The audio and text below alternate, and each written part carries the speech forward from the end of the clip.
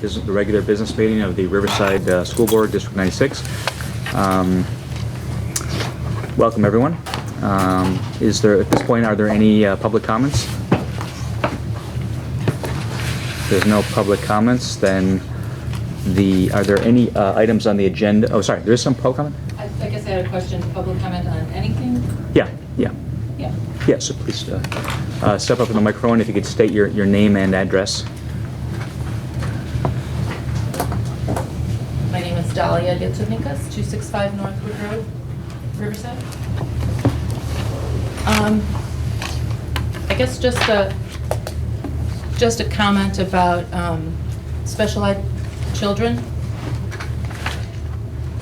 I feel like we need more compassion, and maybe we would all agree that we need more compassion in this world.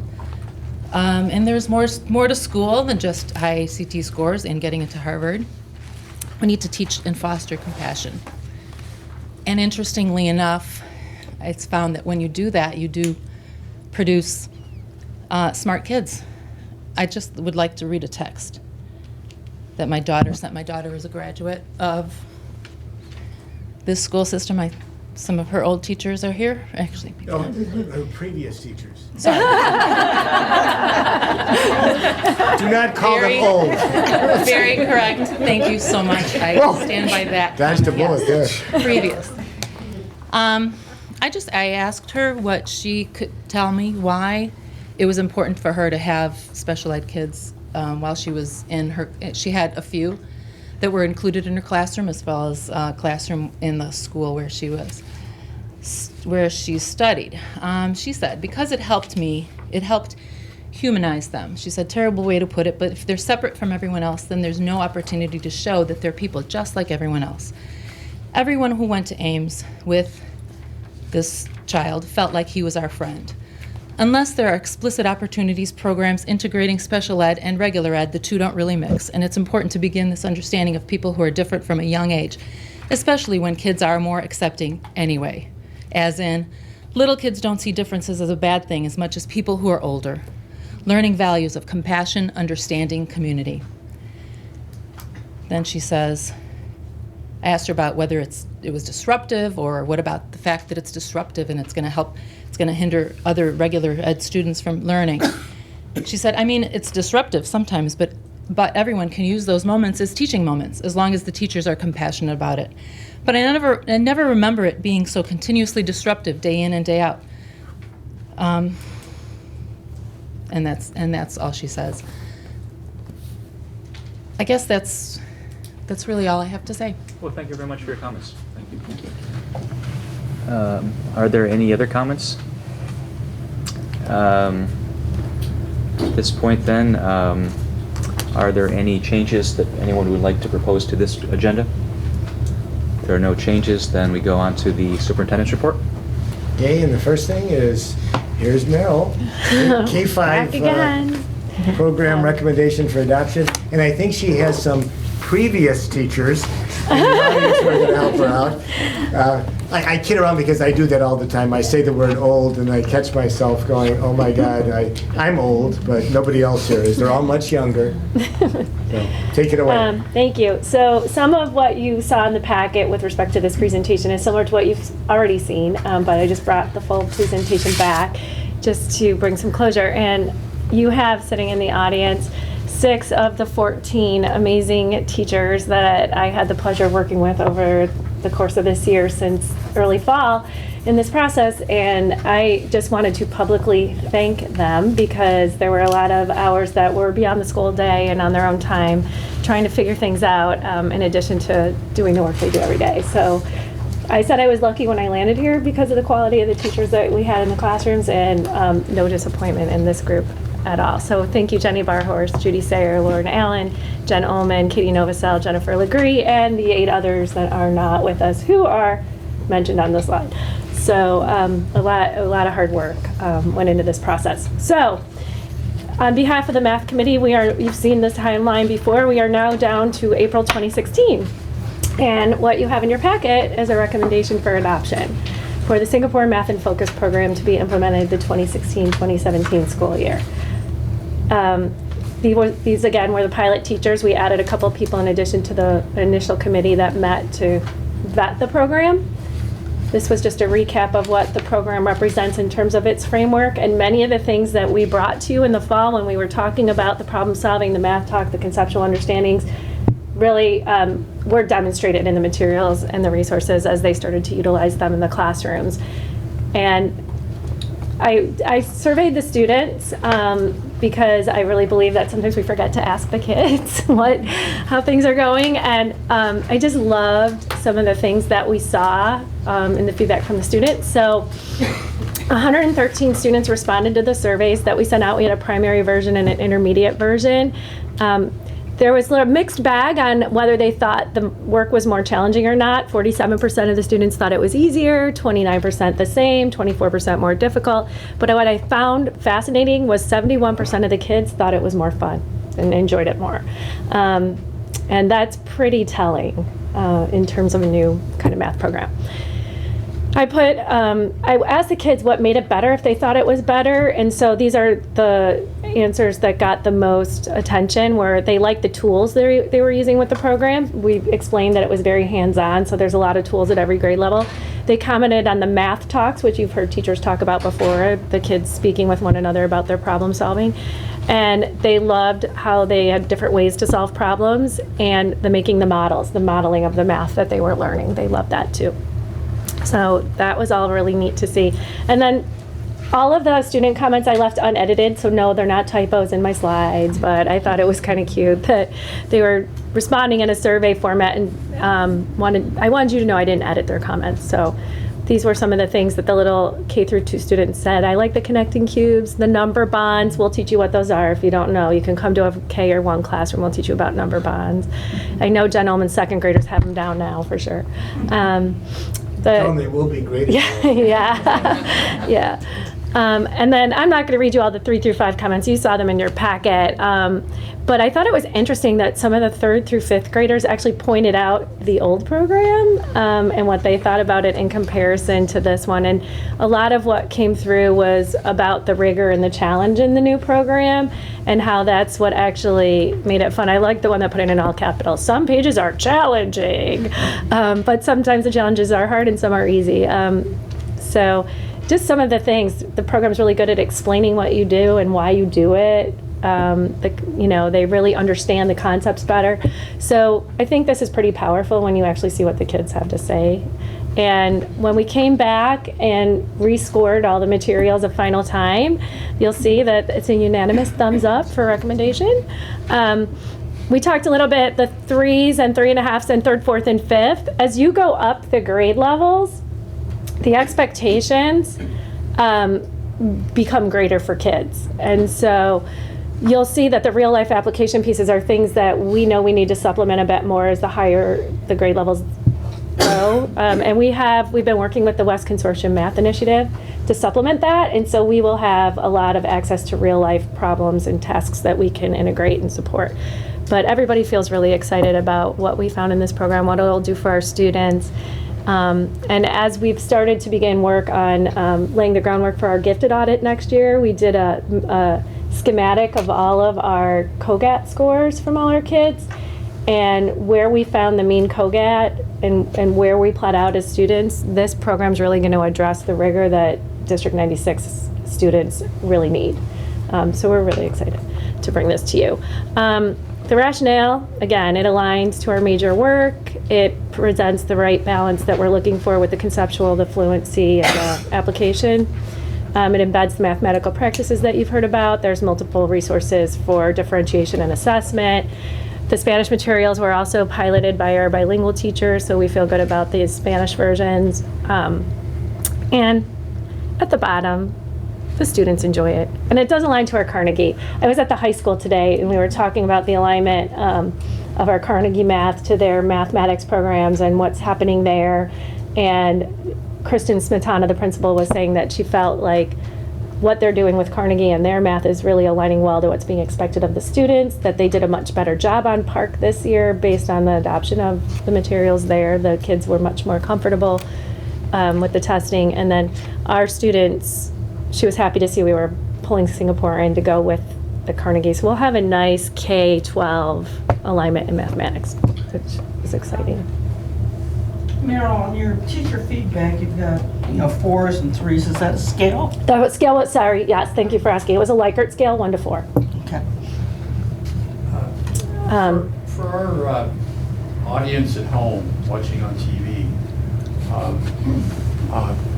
could you just give a short briefing about Singapore math and what it brings to the district that we're lacking now? Sure, and we spoke a lot about this in the 2 meetings prior when we talked about the math adoption, but the foundation of the Singapore program is really the conceptual mathematics and the hands-on approach, and starting there with the concrete before it moves into the procedural and the application components. So it presents a nice balance, and currently most of the programs that we experienced or utilized have been very procedural in nature only. They haven't had the conceptual foundation that you really need, and also the rigor, the problem solving, the math, the way it's designed in terms of the students generating the understanding rather than the teacher delivering the information. So that's the big shift in programs that are well aligned to the standards. Okay, very good, thank you. And you've seen this slide before with respect to the financial commitment. I presented it at the committee of the whole meeting last month in preparation for whether or not this was going to move forward. So that remains the same. Meryl, now, which grades use Carnegie? Well, that's 6 through 8. And then you mentioned it's also being used. It's being used at RB High School. Okay. And Carnegie doesn't publish a K through 5 program. Okay. So this program, actually, when we were meeting with the Carnegie rep, and what Chris Harvalis, our 6th grade math teacher, came and sat on our committee with us when we were initially looking at the programs that we were considering for pilot. And so he was a part of our selection process in piloting what Math in Focus, the Singapore Math. So at this point, it's on your agenda for a recommendation to adopt. And thank you again, my friends over here. Thank you, and thank you to the committee that did all the work on this. It's really very exciting to see how this is going to turn out. We're very, very excited by this. And it's not that we want to show you the door, but since you are old teachers, you might want to go. It'll be and get voted some on later rest. on in the agenda. I could text one of you if you want later. I can send you an email. It's always hard to just walk out of the room. Feel free, because we want you fresh for tomorrow, too. So. It'll come later, under old business. Meryl's always fresh, so. I don't know about that. It depends what you mean by fresh. I'm worried about I'm that. tired. What does he mean by that? Okay, Meryl, you've got the next one, too. Oh, okay. State science assessment? Yes. So I ran a parent letter by Sherry earlier, Mrs. Cliver earlier this week, that will go out tomorrow. We think the state is still going to be ready for us to administer the science assessment. I wouldn't bet on it. We're planning on the week of May 9th. They've released the tech specs, and we know it's going to be online. It's a 1-hour session for 5th and for 8th grade. So it's not a huge instructional impact in terms of time. And we'll let you know when we know more. But I will be sending a letter out tomorrow, and then if the state pulls back and it doesn't happen, I'll just let everybody know. But right now we're anticipating the week of May 9th. Meryl, is this assessment something that's required? Mandated, Okay. yes. Illinois got their hands slapped for taking it away when they got rid of the ISAT exam, because it used to be part of the ISAT. And the federal government mandates that you test one time between grades K and 5 and one time between 6 and 8. So grade 5 and 8 got the lucky straw drawn. We're just following the method of the unfunded mandates. They pass legislation and we need to respond, but in this case, it's crazy because we don't even know exactly what it is yet and whether or not they're going to be ready for it. And the other thing to be very clear about is the state let us know that we're not going to have the same assessment next year. They took this one from DC because it was already designed and it was a quick fix. And they were pretty clear about the fact that it may not be the same assessment next year. So essentially a total waste of time, basically. You can see I'm That's a good way to put it, since there can't be you some can see I'm putting a lot of comparisons. emphasis on it because I'm. The next one, I'll take this one. You've probably read in the paper since the park exam has started with the Common Core component that students they initially used the word opt-out, but I guess refusal. They have to refuse. Is the proper term now. And we had a number of students, Hauser did its thing recently. The elementaries are just starting it this week, I guess, but at Hauser there were 19 students totally that opted out. And it's not unusual in school districts for the highest performing students to do the opt-out. Or the refusal. I got to get the right term down Refusal, here. yeah. Nobody can opt their kids out, just to be clear. Just to refuse. The kids have to refuse. The difficulty is that can have, depending on the numbers, an effect on test results over time. If all 19 were at one grade level, it would be somewhat significant out of a couple hundred. The fact that they spread out, but there was one grade level, grade 7, that had 9 students opt out. And again, these were all the students that teachers felt were some of the highest performing. I'm not trying to paint a picture that the Park score will be terrible, but just this is another variable in the mix. And there are some places, I think it was Rolling Meadows High School last year, that opted out 80, 85, refused. 80 to 90% of the students, so that the test results there were practically meaningless. Well, and the danger we run into with refusals is you need a 95% attendance Right. participation rate to make adequate yearly progress without facing, potential repercussions if you don't make adequate yearly progress multiple years. So we don't encourage it because of that. So do I understand that the well-performing students, like you say, their parents ask them to refuse? Well, the student has to do the refusal. I don't want to make assumptions about whether it's Yeah. parents or students. I don't Yeah. know for sure. So is it, what's the rationale? Is it that if they do poorly on the Park test, that's going to somehow carry with them? You know in what I think the future? rationale is, Randy, very honestly? There's been a lot of controversy when Common Core first started. Again, like a mandate. The federal government in its infinite wisdom is saying, this is what you're going to have to do. And there are, the fact that the test can vary from year to year, even with the ISAT tests. There was a lot of controversy about length of time, which subject areas were being tested. There was a lot of difficulty in making some kind of comparisons. And last year with Park, it was taken in the spring, but we didn't get the results till November. December. Well, beginning of December. Beginning of December. So it doesn't do you a lot of good to have a test administered in the spring of the previous year and not find out what happened. You couldn't use that for any kind of diagnosis. It was strictly a test that was given, time was taken. People can use those results in a lot of different ways, but unfortunately, it really wasn't giving us any kind of information. Now, I don't know, is the federal government suggesting this year they might beat the December deadline? And They're saying that we'll get the results back sooner. Okay, but who knows what sooner is. And so what happens is I think parents of kids that do well are saying, taking one more test, getting back a similar kind of result is kind of meaningless in the overall equation. And I think that's got a lot to do with the refusals. Do we know what other districts in our area, you're saying 18 students are 19 refused. totally at 19. Hauser. That was higher for Out of than- Hauser? Yeah. So 19 out of 600. Yeah, it was higher than it was last year for us, though, so we just wanted to bring it to your attention. The number just has grown because from last year, right? It tripled from last So year. these 18 students, what do they do while the other ones are taking? Alternate activities. Yeah, different activities. So I guess the belief is that they're going to learn more in the alternate activity than I don't know if we can taking the assume what, test. I didn't have rationale I mean, from anybody. that's so the rationale I that don't you wanna kind of assume. laid out to us there. So does that? No. What the rationale, no, I didn't suggest that. What I'm suggesting is that people refuse to take things because they feel it's not going to change end results, it's not going to change the perspective of how much the child knows, especially when you take a test in April and don't find out the results until 8 months later. It's like a doctor saying, if I had diagnosed your illness a few months ago, we could have saved you.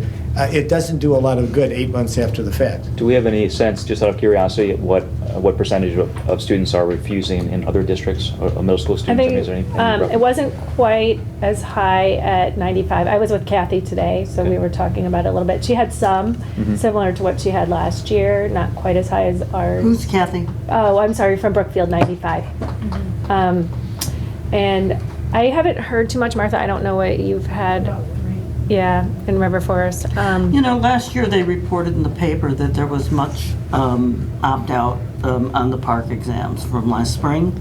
And I think, again, we tried to inquire a little bit, and it's not publicly available information on exactly how many students are opting out across the, at least on a district-by-district basis. I know, like, at a meeting I was at 2 weeks ago prior to it being administered, my curriculum cohort in the DuPage group, most of them felt that they were going to have either the same or less than what they had the year before because the hype had kind of come down, particularly Downers Grove, where they had a huge population refuse last year. It wasn't going to be quite that same number. Do you think we should send out a letter to families next year saying that this is important and here's why it's important? I did contact the families that we knew that had indicated that their child was going to refuse, and I actually directly, rather than making it, you know, a district-wide initiative, it was a small group and we knew who most of the families were, so I did send out an email saying that while we're respecting any child's decision to refuse, we do have a 95% threshold as a district that if we fall below that participation rate, we would be in jeopardy of not making adequate yearly progress. And, you know, all of us have talked about testing and, you know, assessment and not wanting to put the students through things that we don't have to put the students through that aren't meaningful to us. But when we're mandated, and there are certainly repercussions that can come multiple years if we don't meet the threshold, that's just something to keep in mind because it is something that we can't suggest that people do for that reason. Okay. But it is going much smoother. On a positive note, the testing, there's been little to no glitches around the Don and the team have done a great job technologically. Thank you, Don Tufano. Yeah, it's very smooth operation, so no glitches at all. So that's been a positive. Okay. Next one is Blythe Park windows. I don't know how many people had a chance to go see it. Mr. Sellers and I took a little field trip a couple weeks ago. I'm losing track of exactly when. I think it was right before the COW meeting. And again, from my perspective, if these things are acceptable, the monetary savings is incredible. You know, when you look at the difference between what was initially proposed and what this can do, and I know Mr. Sellers has asked Bill Radke to do some follow-up on installations in various parts of the area, some of which have been around for over 25 years. Yes. Did everybody get a chance to take a ride? I did. I went over and it took me a while to find them. They blended. I just say the same thing. And I knew they were by her office, so I'm looking, and I think it's not a significant distraction for me visibly. I'm not a historical expert, but I'm hoping that, you know, it'll work. There is a meeting tomorrow. Yeah, tomorrow morning at 9 a.m., Charles Pipel, chairperson of the Riverside Historical Preservation Commission, and I think he's bringing another member of that commission and our architect and the vendor from Signa Systems. So I'm sure they will have a very high-level discussion of historic preservation goals, and I know the vendor is ready to refer to multiple sites at the state and federal level that have been deemed acceptable, like the Great Lakes Naval Center, I know is one. So I'm sure they'll have a lively discussion about this particular sample installation and how it fits with Blythe Park School. Well, that installation actually came from the lady who's the state person in the historical preservation. Yeah, Carol Dyson is the chief architect. And so that was something that actually Charlie kind of sent us to, and this was a suggestion this woman had related to, you know, this type of installation. So when they do this, assuming they do this installation, is there also a plan to repaint the windows on the outside? Because a lot of the paint is peeling off. They look in places they look quite bad. Is that part of the plan? That wouldn't be something that Signa Systems does, but we can engage a different contractor to do the painting. Okay. Yeah, the Signa Systems will add a pane of glass and hermetically seal the additional pane to the existing glass using materials that do not rust and that will maintain a firm airtight seal for what we're hoping to be 25, 30 years. And they complete the project with a 10-year warranty. We have a problem with a leaking window where it fogs up, anything like that, it's covered under warranty. And as I mentioned last time we talked about this, I asked, do we have, assurance that your company is going to be around for a long time? And they do have a plan for this company to be around well into the future. Mr. Sellers and I, a couple weeks ago, walked away from Blythe Park, and we have a similar philosophy. If Blythe Park was our house, and we could spend X number of dollars doing this, or X number of dollars doing that, it was about a 15-second decision.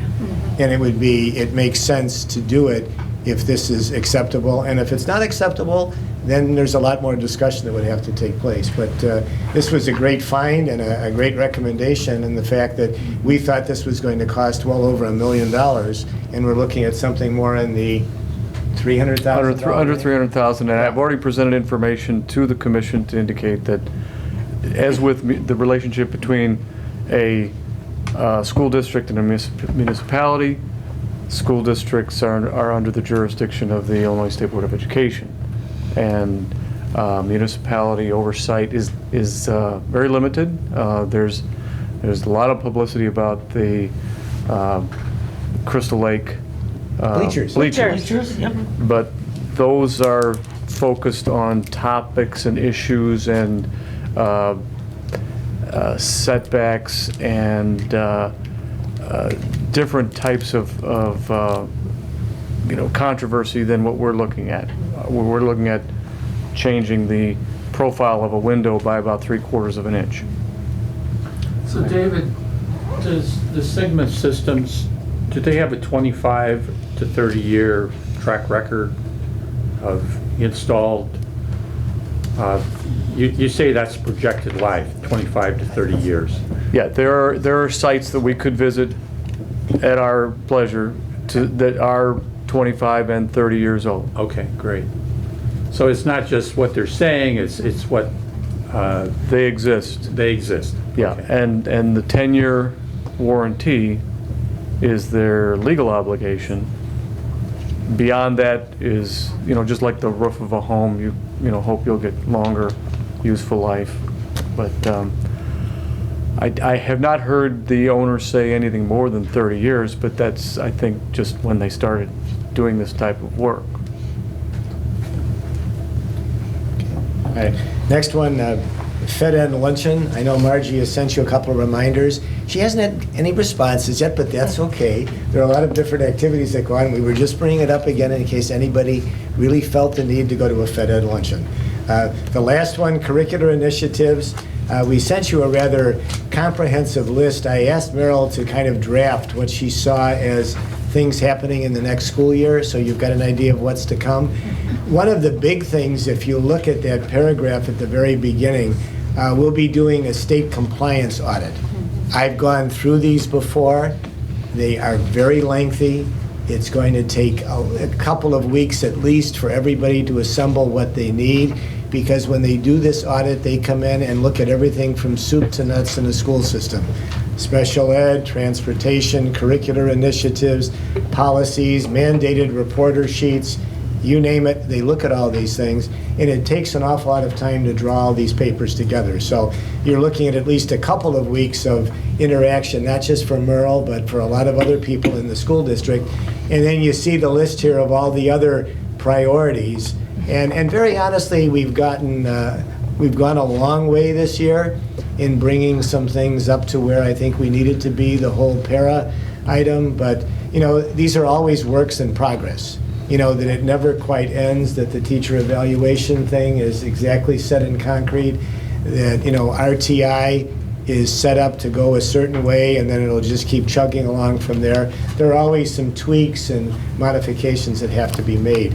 But you can see some of the things on the list, and one of them that's going to be really exciting, I had a chance to get psyched up as Meryl was talking to Jason, the assistant principal at Hauser, and he was discussing the whole STEM thing and some of the ideas that were floating around.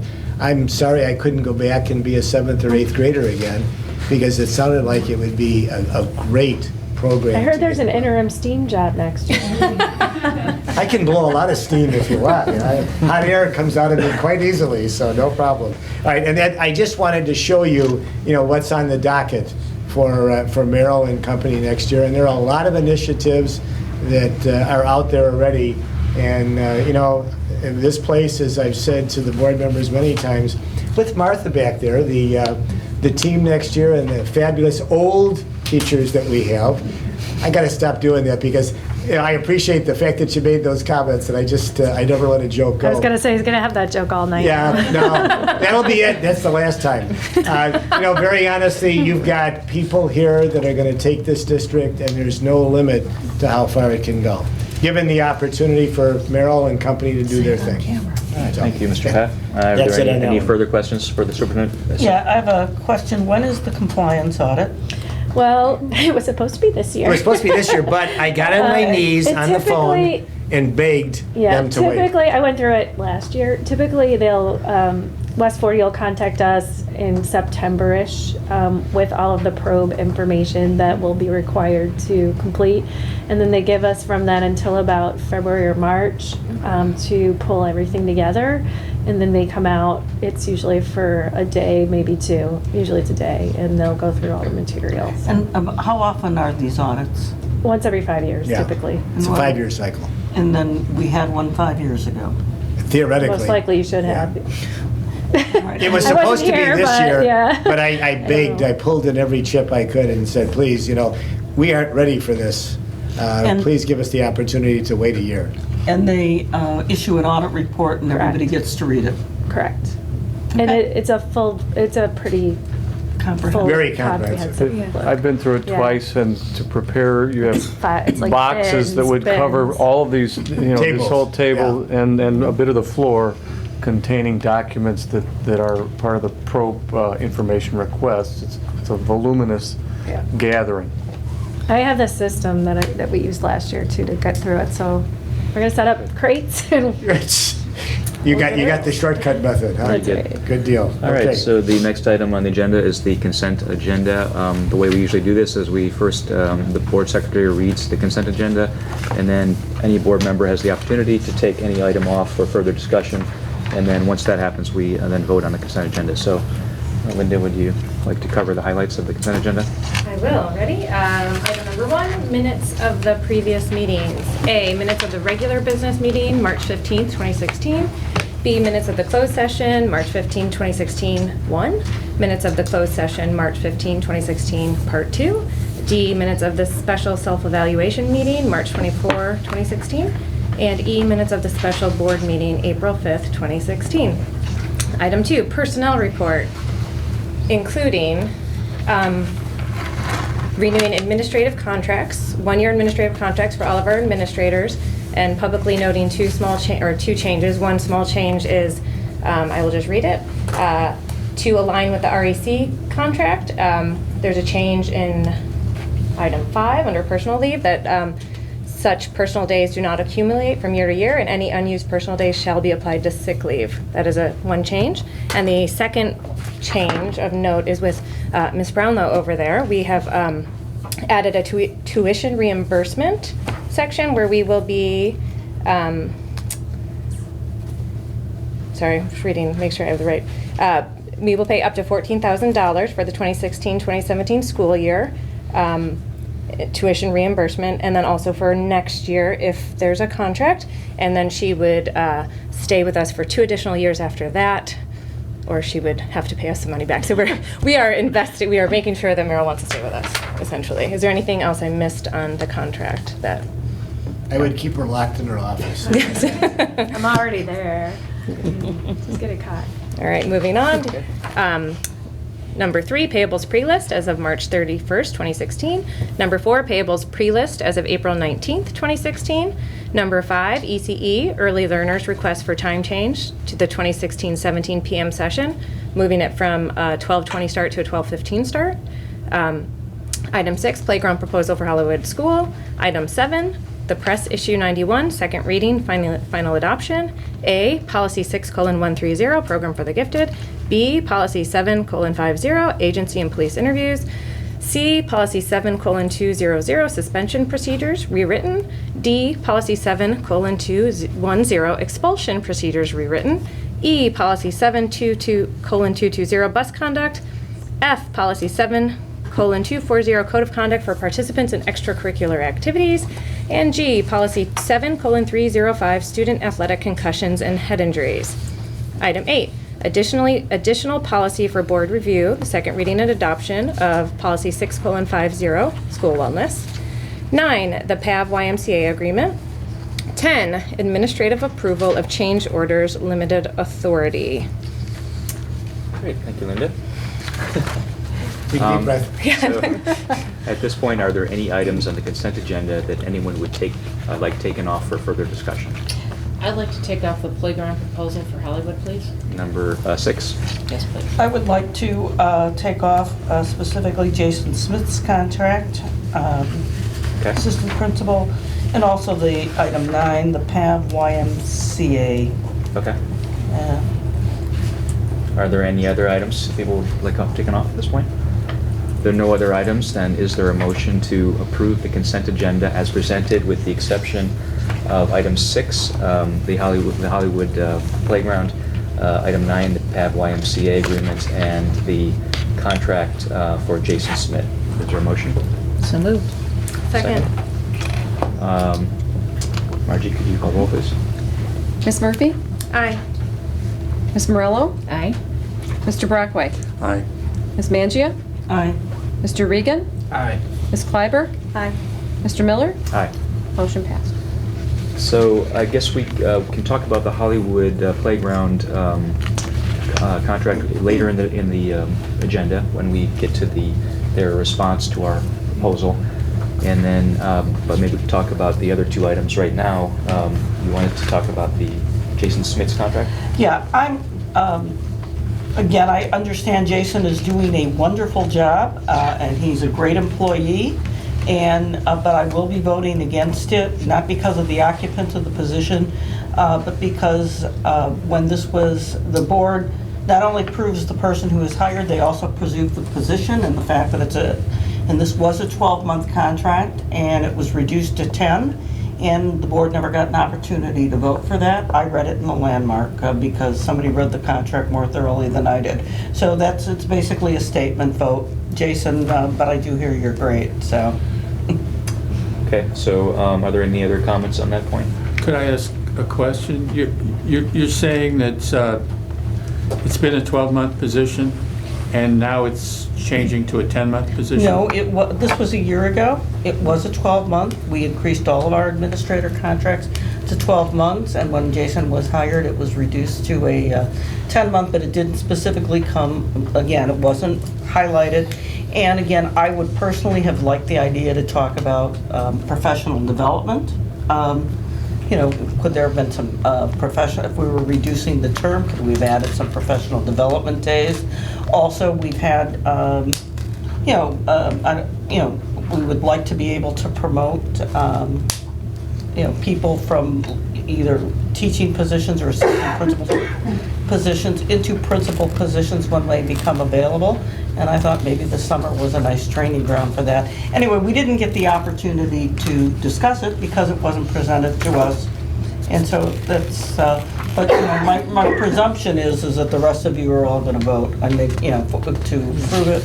I'm doing a statement vote. Are there any other comments on this topic?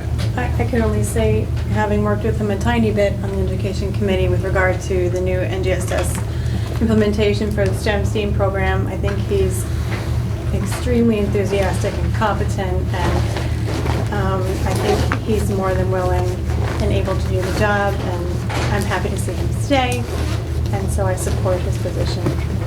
Just having seen what he's done through the committee. I guess I just asked a question. Does that prompt the question,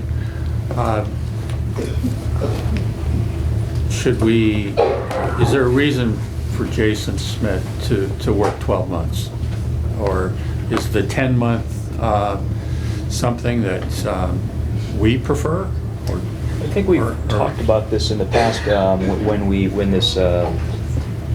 we've had this discussion in the past. I don't remember if it was talked about at the time when he was hired, this change, as Mary Rose is indicating, but I'm quite sure we've talked about this in the past. I think your recommendation is that there's not enough work to justify a 12-month. The 10 months seems to work for us, at least at this point. Now, you never know down the road if there are some other initiatives that come out that are mandated that the middle school needs to get to, then maybe that would have to be expanded. But I think part of the reason was we were looking at a particular salary level, and if Jason had been placed on the teacher salary schedule, you know, the salary was going to be comparable. And so we really tried to work it through so that it was a reasonable amount of money for him without breaking the bank.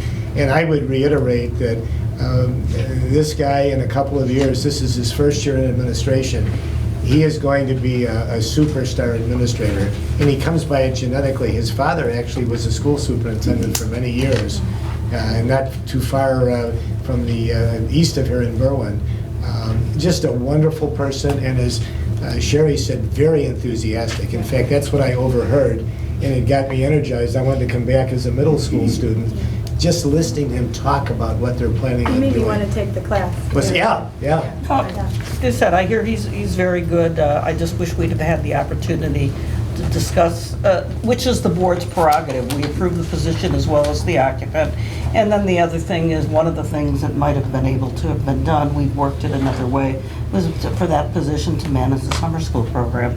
But again, I don't want to go back in time. I'm saying quite clearly, we didn't have the opportunity. We should have had that opportunity, and that's the reason for the vote that I'm taking. Nothing to do about the occupant. So, Any other comments? Point well taken. If there are no other comments, then is there a motion to approve the employment contract for Jason Smith as presented? So moved. Second. Second. Any discussion? Further discussion? No? All in favor?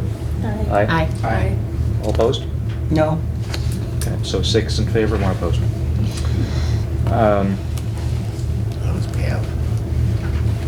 The next one is the PAV YMCA. You want to take that one off as well? Do you have? Yeah, again, I noted Kristen Evans' email to the board,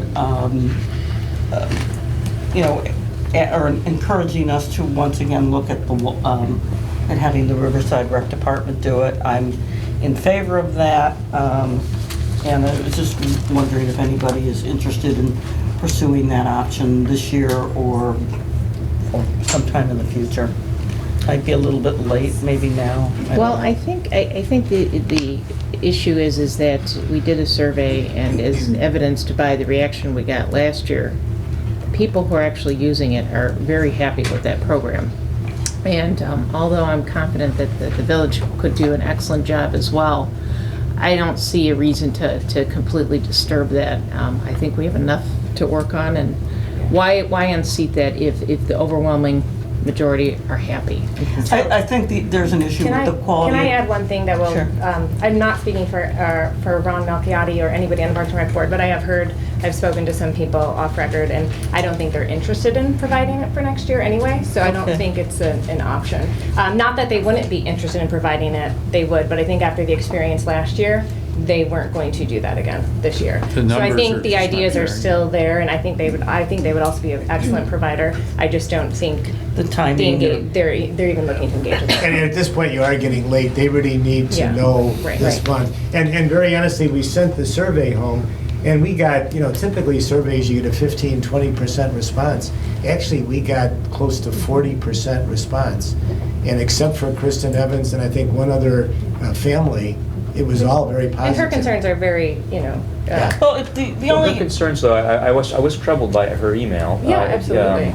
That's what I'm saying. Her concerns are incredibly Well, valid exactly. and So need to be what- addressed. Right, so what I would sort of maybe ask is that Mr. Patton and Dr. Powell investigate some of the issues that she raised. Like she raised one in particular that I was very concerned about, which she said that yesterday she came in and all the kids were sitting on the floor, and she asked why, and the kids had not been quiet enough, and so whoever the mentor said, you have to sit there for 5 minutes quietly. And then whenever one of the children Said something. then it was another 5 minutes. So they've been sitting there for 40 minutes doing nothing, not playing games or anything else. And I think that's a very disturbing to me. If this is a commonplace thing, that it should be investigated because it's not acceptable, I think. well, Yeah. That's a valid comment. The I think only, it needs to be looked into. the only thing I want to mention is, again, the quality of the survey is questioned. And I asked that question of Griff, and then I found out that at least one of the people who responded it. So I'd like to see our surveys be a little bit more in-depth, and that's one. And the other thing about Kristen is that she wasn't in favor of moving it last year. She's one of the people who wanted it to stay, and now all of a sudden. But anyway, I just wanted Keep in mind, Mary Rose, that the survey had a narrative spot where people could very open-endedly comment. Many people did. Many people liked the people that were working with the kids. In fact, went out of their way to say thank you very much, so-and-so and so-and-so. So I don't know what to tell you. I think it's like anything else. If you have a certain program, some people are going to think it's great. Some are going to think it's so-so. Others are going to have some questions. Some of the things that were in the email that just arrived this afternoon, we can take a look into.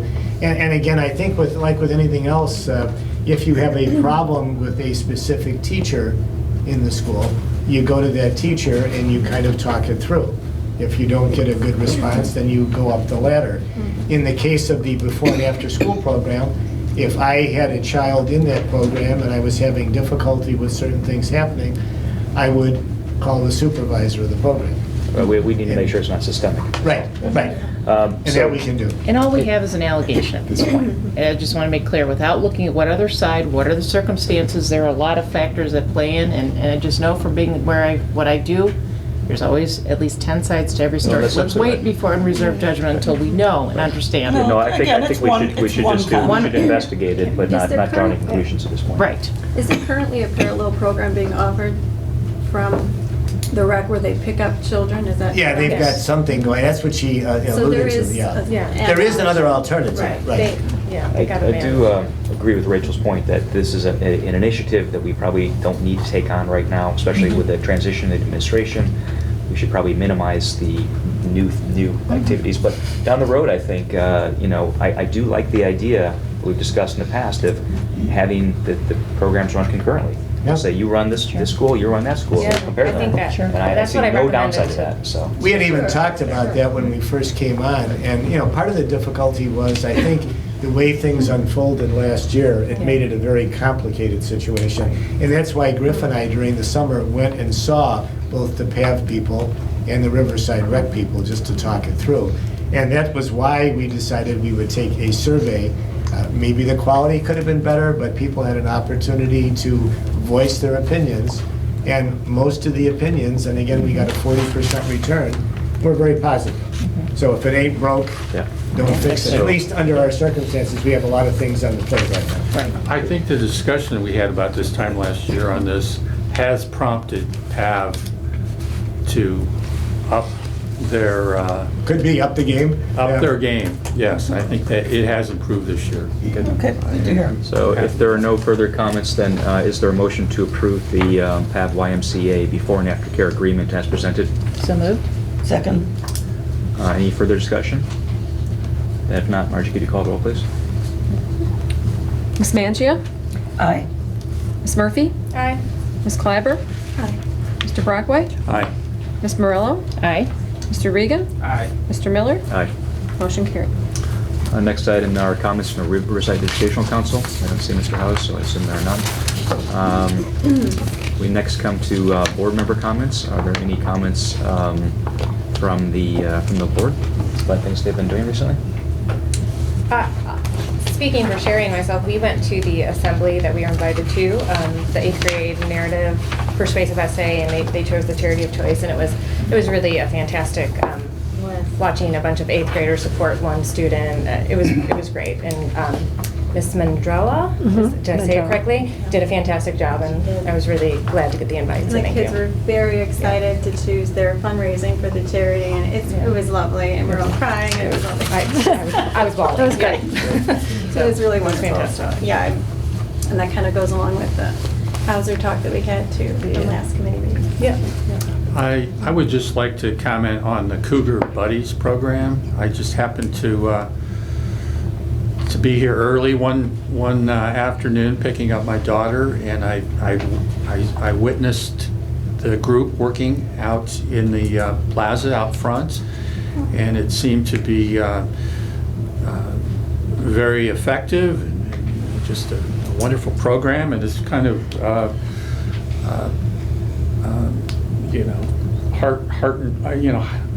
what you had talked about earlier about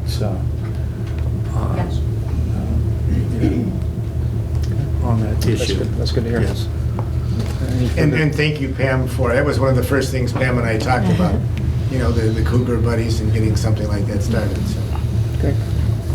I was driving in Berwyn this past weekend and drove by, if you go down, I think it's 32nd Street, found out to see that the school district there has a community garden. I thought of you, Sherry. It can't happen. It looked like I don't know if they own or they lease the adjacent land, but they have planter boxes alongside the school area there. So we can do it. We'll get to work.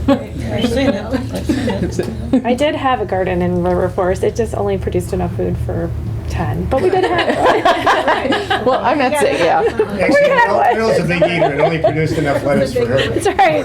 Fed me. Just for your own meals. Actually, I did eat the tomatoes occasionally.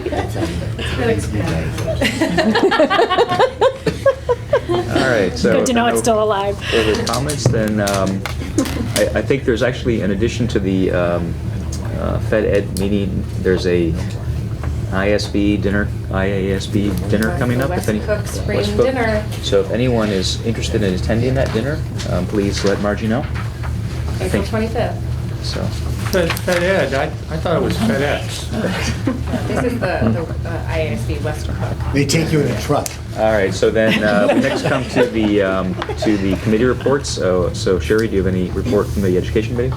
Yes, we had a really great presentation. I think it was just lovely from April, May, and Meryl about what's happening at Hauser, kind of highlighting. Meryl and myself are trying to organize that during these committee meetings we kind of highlight what's happening in the buildings, and so we get a chance to hear what's going on. And so we were listening to Hauser and got to hear about some of the new Encore offerings, or maybe kind of a change to the programming class, making it more STEM oriented, and also just some really great, I guess, random acts of kindness being done by 8th graders and all over the school, and I really like to see that kind of thing. And then lastly, I'm trying to think of the other, Meryl, help me, I just lost the other piece. From Education Committee, Yes. we did, it was mostly Hauser, and I did a preview of the map. Oh, just the preview of the map, yeah. So it was great, but it was really neat to hear what the students are doing, and to hear teachers working with the kids and just being good people and doing what's right for their community and building a community. So that was really great. Yeah, Love to hear more of that. that was great. Yeah, it was great. And a lot of those programs were new. Randy already mentioned the Cougar Buddies. Right, well, we heard about and- Cougar Buddies. But it's been great. Thanks, Sherry. Linda? Policy Committee updates? In Mr. Regan's words, we had a very scintillating policy meeting, although that's going to be the whole meeting. We reviewed awesome. press issue update 91, which we've approved. There's one policy which is also on the agenda, being passed to the attorney for review, and we reviewed the school wellness policy and the board secretary policy, which is also on the agenda later. So we've got it all covered right here. Thanks, Linda. Rich, any Finance Committee updates? So Mr. Sellers reviewed various projects that we have going on this summer, including the paving as well as a little bit of the elevator project. But that's all going to be a work in progress, requiring many updates throughout the coming months. Okay, thanks, Rich. We next come to new business. So new business are things that board members or administrators request to have on the agenda as for an initial conversation. So the first item is food vendor. This is something that Rachel requested that we talk about. So Rachel, do you want to Sure. share your thoughts on that? Okay. About when I first started on the board in the fall of, I think, 2013, many decades ago, we had a presentation come in, and it had to do with, it was Quest Foods. Quest Foods is currently the food service provider for RB. And the arrangement's supposed to be that we would have an intergovernmental agreement with RB. We would not have a direct contractual relationship with Quest Foods. And The basis for this would be, we currently, out of our 5 schools, only have 2 schools that serve hot lunches. My recollection was this was basically a way that we could provide hot lunches to all the schools. Now, the problem at the time was, it was kind of, we had a huge breakdown of communication. We had somebody from Quest Foods presenting to us. We didn't understand many of the details and how it would work. My only recollection was that there was a small investment in capital improvements in some of the schools, because many of these schools do not have kitchens or adequate facilities for these. So I think that it would be worth, now that we have a lot off our plate, is to go and start looking into this again. Because when we talk about the Wellness Committee and some of the objectives there, I think that potentially that could be achieved by bringing in food service that can provide for all the schools. And then we could start looking into the logistics and seeing how it worked, because we didn't get a really good glimpse at the time and understanding of how it was going to work. We didn't have the right people. Our administration at the time didn't look into it ahead of time. So I think it's worth a second look and seeing, would this potentially work for us? And I think that the other thing we should do is, we never really asked community members, is this something of the schools we should say that, especially those schools who don't get food service, is this something that you guys are really interested in and you'd like? Yeah, I think part of what was presented a couple of years ago was presented sort of as a kind of an outsourcing thing, but all the numbers were incorrect in terms of the salary and the progression. So, and because of the staff in that area is so small to begin with, I think the only reason to go to do it is to get better food, to improve nutrition, or to provide more hot lunches. The other thing that I recall was we would definitely need a survey, because we have to meet a certain threshold of sales to make it worthwhile, and that was kind of where the breakdown was. I think in light of the strategic plan goal to improve the healthful food that we offer the students, I would support that, and let's merge the two issues, see if we can get better, healthier food. Yeah. So I think that Mr. Pat had a conversation with, or was Dr. Paul had a conversation with, Right, well, I haven't had the conversation, with Kevin Skinkus. Just to find out how it's working for them and what the... Right, and he literally asked the gentleman, I think his name is McCafferty, to give me a call. We haven't connected yet. Okay. But, there's the potential out there to look at it. Part of the difficulty is, kind of what I think Mary Rose just alluded to, that, there's an economy of scale here, and you've got a couple of very small buildings. And, you wind up initially, when you bring something like this in, you have a lot of participation, but typically it will drop off to a certain extent.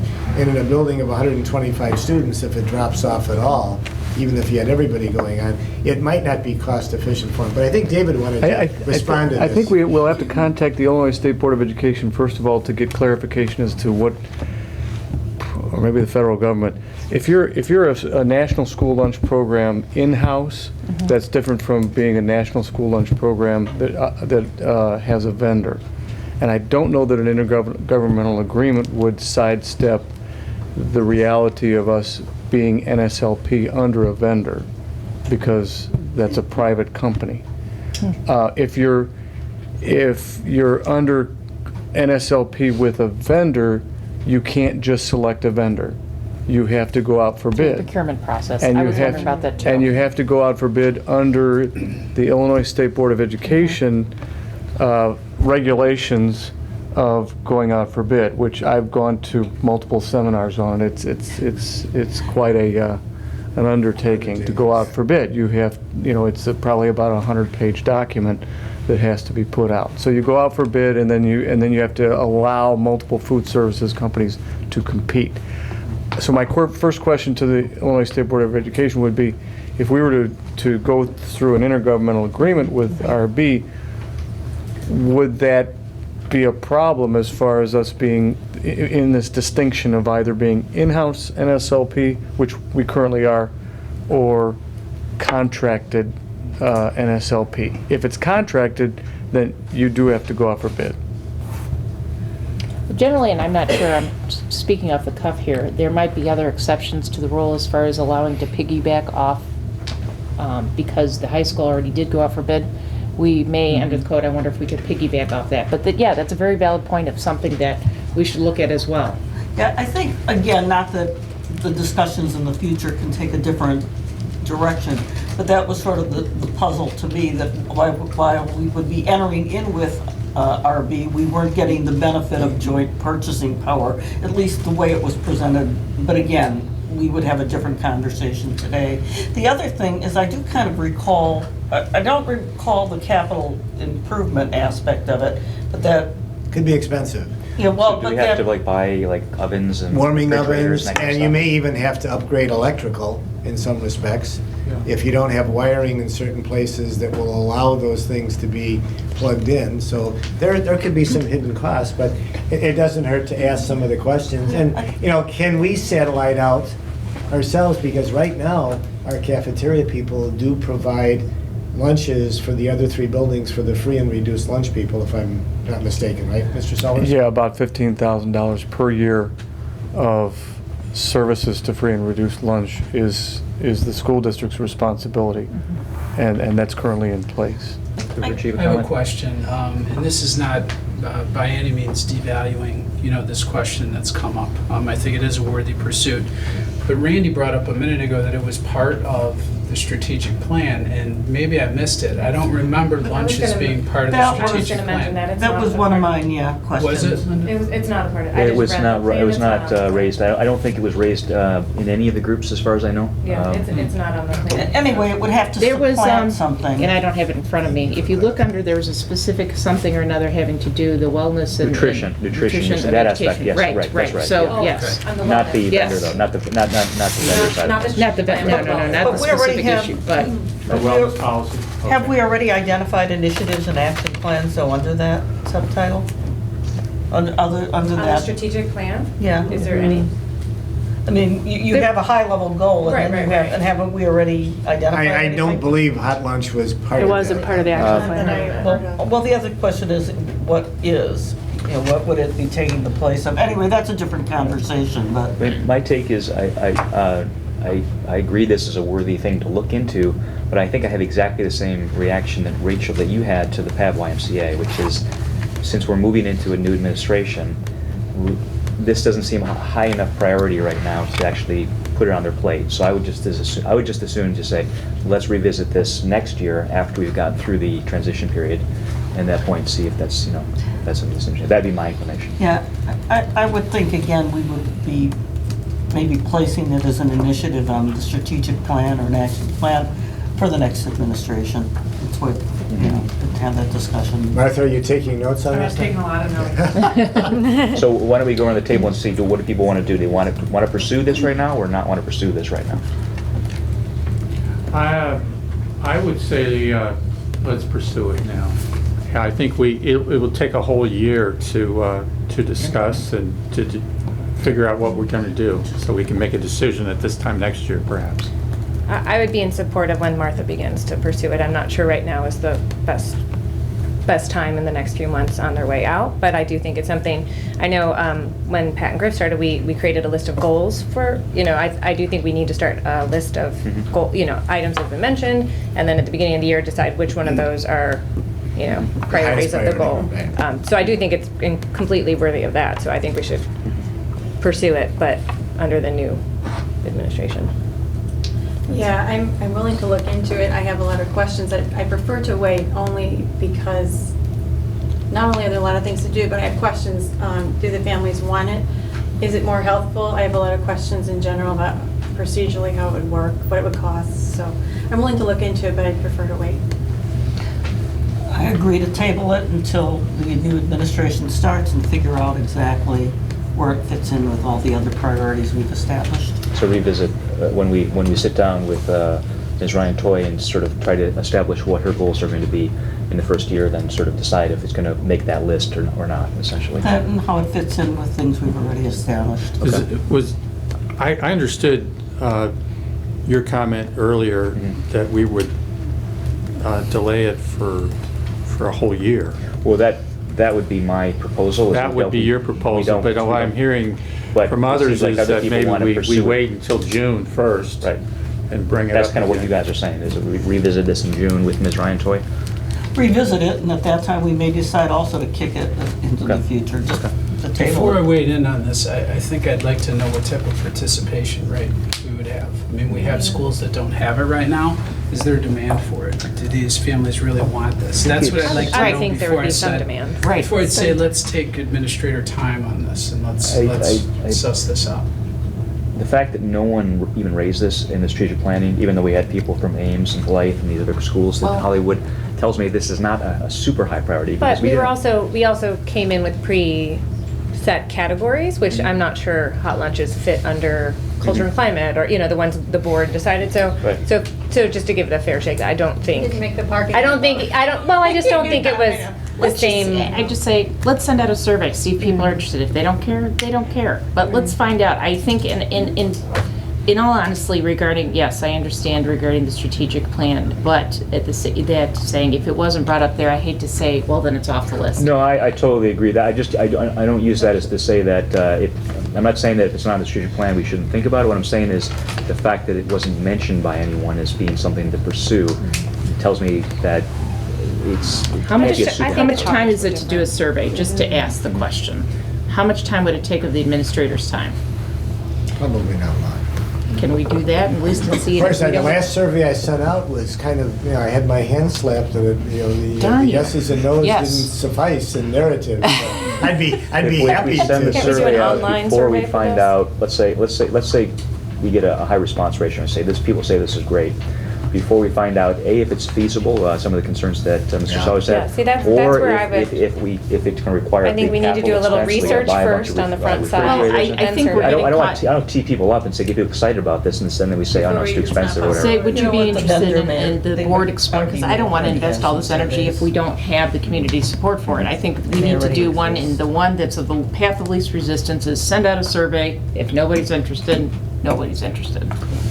But in Asking the the, question doesn't mean we're gonna do it. And if you Right. ask the question the right way, saying, would you like the administration and the board to spend time pursuing this question?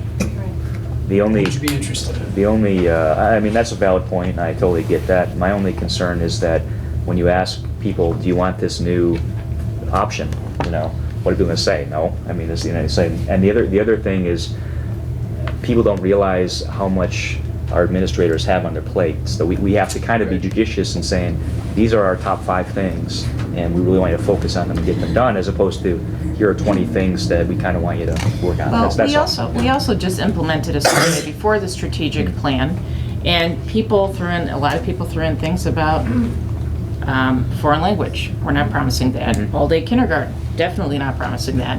So I don't think people will, by sending out a survey, is this something you're interested in? I don't think that's a guarantee, and I don't see that as a promise. I think what we have to get down to is what would they be, it sounds like we have to increase the participation, people purchasing lunches. Well, we don't know And what that would- really.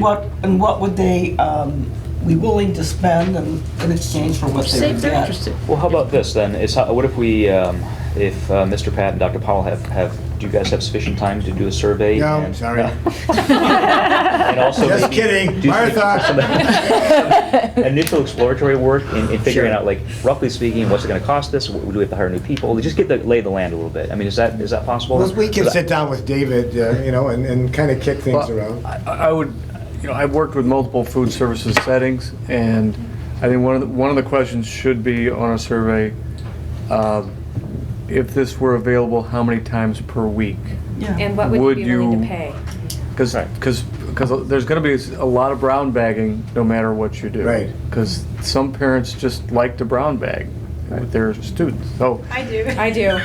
We do. Okay. so if you Well- had it available, would you not brown bag and Right. instead Yeah. purchase? Yeah. So we have sales. we have an agreement then, on the board, everyone's in agreement that we're gonna do 2 things. You guys are gonna, But the alternative, I would. if you don't offer a quality hot lunch, then those students Or are bringing Lunchables, right? Lunchables. Yeah. Yes, so, Those are my yes, some people will bring healthy lunches, but I think we also need to, in the survey, ask how much somebody would actually pay for this. Mhm. That's a fair question. Because I think Yeah. the vendor is going to be more expensive than our Right. hot lunch program Mhm. would be. And then also thinking, can we keep what we have at Central Hauser and just outsource for the other 3 schools as opposed to, I don't even know if that's possible. Feasible. but- And that's where you get into NSLP Right, regulations, like you because mentioned, you can but- only charge so much. Right. So, again, just in the sequence of events, do we want to send the survey out concurrently with the investigation of the rough costs? Or do we want to first figure out the cost and the feasibility of this before we send the survey out? I'd be sort of tempted to do the cost and first. I prefer the latter. I prefer to find out the cost and feasibility before we Send a survey ask out. the interest. That's kind of my inclination, but what do you guys think? Do you think you can make a good sense of it before the next meeting? You and David and Griff? Somebody over there was saying no. I don't. I'd say give us 30 days. Yeah, that's what you meant, I think. Yeah, you mean the next business meeting? The next Yeah, business business meeting. Regular meeting. Yeah, I don't think we need to know it down to the dime. We just need to know, roughly speaking, where, Well, there'll be multiple scenarios. There are schools that they have a kitchen where they invest all their money in the kitchen equipment and the capability, and then they have a system whereby they satellite and transport. And that's a model that exists. We could look at that as one scenario. Another scenario would be to have kitchen equipment and staff on site at Blythe Park and Ames and Hollywood. Very expensive. It sounds very And expensive. yeah. those are 2 scenarios that'll differ in cost Okay. and quality. I kind of recall we would do deliveries, that was one of the. Yeah, where? And I actually maybe Um, do deliveries. Space, yeah. So, We'll do some investigating. all right, so you do some investigating. We'll leave it at that. Yeah. And then we'll do the survey depending on what you find. We Does both that like, sound good? all 3 of us like to eat, so Everyone, this everyone would be okay with a- that plan then? Okay. All right, the next topic is, so thank you for bringing that up. Next Your lunch topic is okay. is Ladsey Classroom in Blythe Park. And Pam, would you introduce your guests? I don't think the board has met these 2 wonderful individuals, so. This is Dr. Sherry Warrensick from Welcome. Lansing, Executive Director, and Debbie Hurley-Warrensick from Lansing as well. We're really very happy to be here. Thank you for inviting Debbie and me to be here tonight. I don't know if it's, for the microphone, is it better if for the camera that if you speak at the microphone? I don't know, what do you think, Lorenzo, is that better? Yes. Yeah, Yes. If you could speak at, the It's over microphone's over here. here, that way people can see you on the, That may actually get recorded. Well,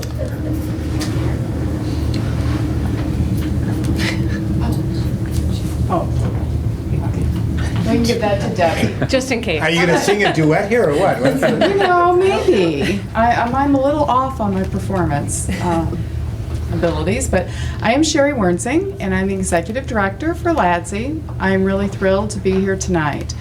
We're very happy that you're considering the possibility of hosting a classroom for students who have autism.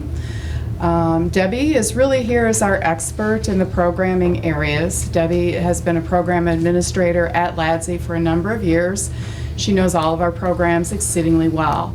We host classrooms for students with autism, students with emotional disabilities, and students who have severe and multiple disabilities, all at the elementary levels. Maybe about 20 classrooms we have across the entire cooperative. This would be one classroom that would host 4, maybe 5 of your own students, and another 1 to 4 of students from other locations. So at this point, I'm actually going to let Debbie be prepared to answer your questions. We can both answer questions, but she's going to be better at it than I am. Okay. Excuse me. As Sherry said, we're looking at an enrollment total in our classrooms of approximately 6 to 9 potentially. All of the children in the classroom would be primary ages, which would be kindergarten through 3rd.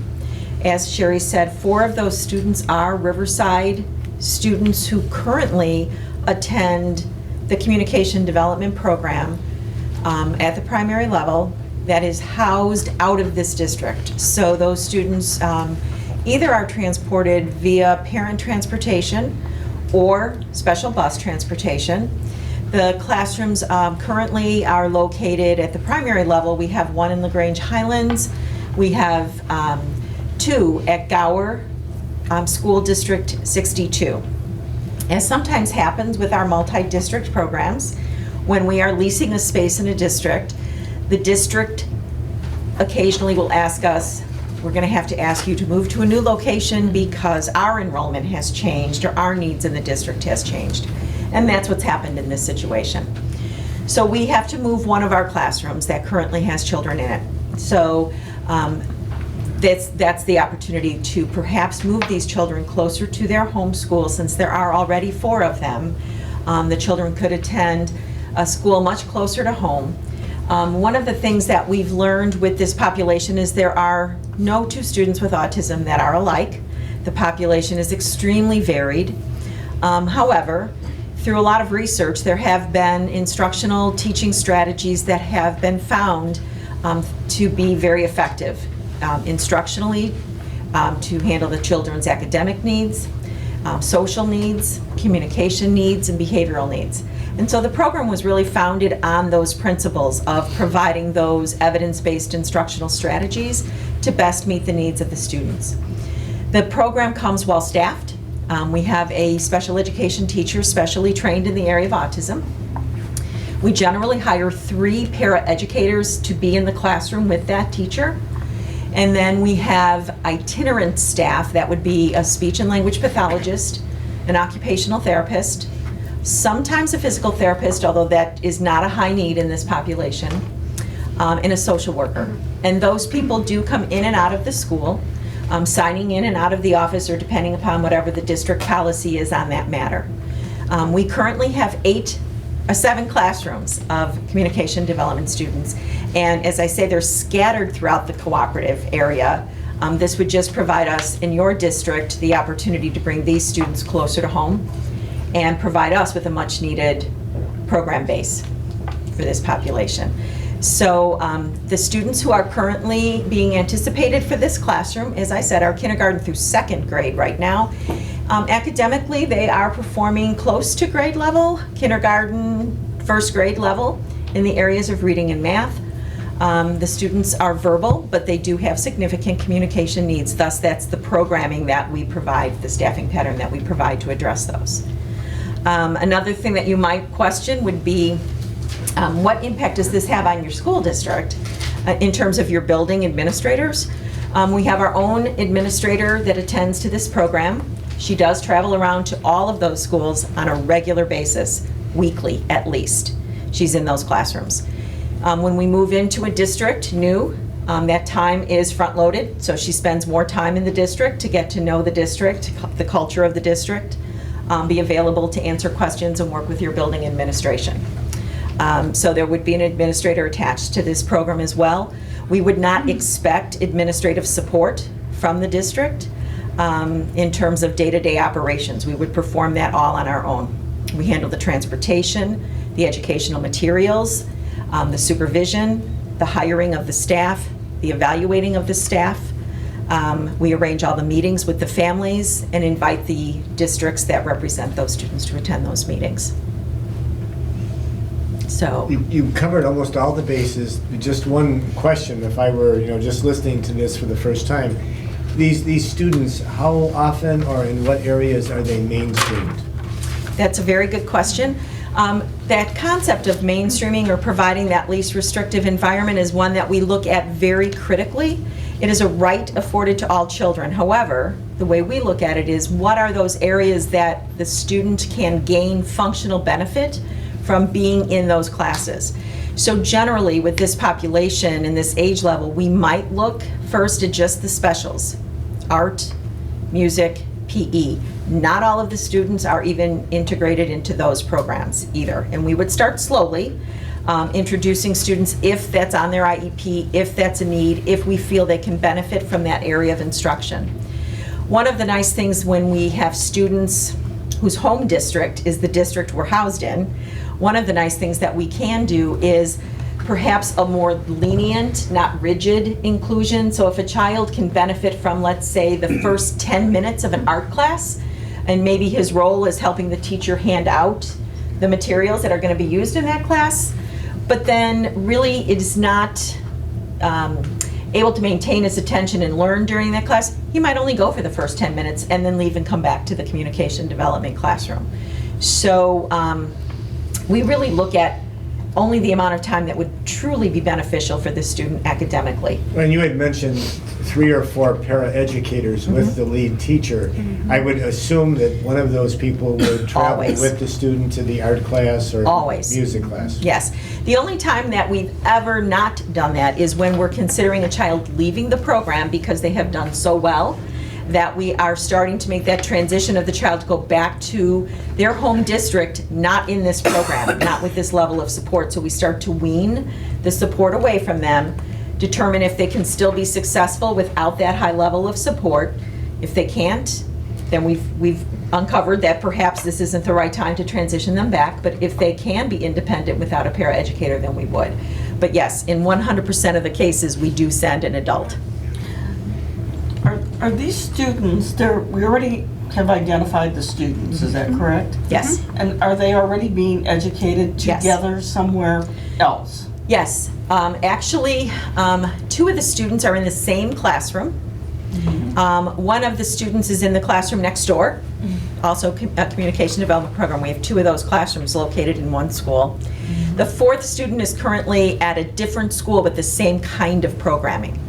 So what happens, you wonder, well, why aren't they all together? Because they've come into the program at different times, and because the program has been located in different places over time. We have identified the 4 students that currently live in this district that we can put together in an instructional group. They would make an appropriate instructional group. We've identified the teacher that would likely come with them. She is currently the teacher of 2 of the students. She's a phenomenal teacher. I know I could probably say that about all of our teachers, but I truly do believe she's a phenomenal teacher. And she would be excited to move to Riverside to work in the schools if that was an option. And how long is this class? Is it like all day? Or? Yes. So this would be using one classroom all day? All day. For 4 4 of 96 students plus perhaps 2 to 4 students coming from our other member school districts. You know, LADSI is made up of 13 elementary districts. So those students would be coming from the other, potentially some of the other elementary districts. And they're all close enough in age? So absolutely, kindergarten, 1st and 2nd. And this cohort would stay together each year? Yes, that would be likely the case. Every year a child has an annual review where we review their progress with their parents and with their home district. And at that time, make recommendations as to whether that child needs to remain in this type of instructional group or whether they can go to a less restrictive environment or another learning environment. The children might graduate out due to an age level difference because in special education we can only have a 4-year age span in a classroom, so we wouldn't have a 5th grader in with this group. But we could adjust the groupings of kids to keep them together as long as possible, which is what we usually do. Is this the first time Riverside has ever hosted a LADSI classroom that we know of? Well, Not ever, but for a long time. Yes, it has been a long time. I'm trying to think. We've been instrumental in your early childhood program, of course. I don't think we've had a multi-needs program. Many years ago, when I think I first came to LADSI, and I'm dating myself, we had a series of classrooms that were called language development classrooms. At that time, those were self-contained classrooms. Those were multi-district classrooms, but I am probably talking about the late 80s, early 90s. So that was a multi-district Just a bit of history. You know, autism has become, people wonder, is it being overdiagnosed? It's grown by leaps and bounds. Correct. In fact, the ratio for boys now is 1 in every 60-some. Oh, it's even lower now. I Even think lower? it's down to like 38. In the district I retired from, we hosted the autism program for Lake County. Okay. And so we had 2 classrooms, but these were middle school age. You know, they were a little bit older. And it was amazing to see how the regular ed kids embraced a lot of these children. You know, we even had some regular ed kids that would go into that classroom and read with the kids. Yes. We brought them to assemblies. They weren't mainstream very much. Right. But as many places as you could, and different kids could handle different levels of, you know, involvement that way, participation. You're absolutely right.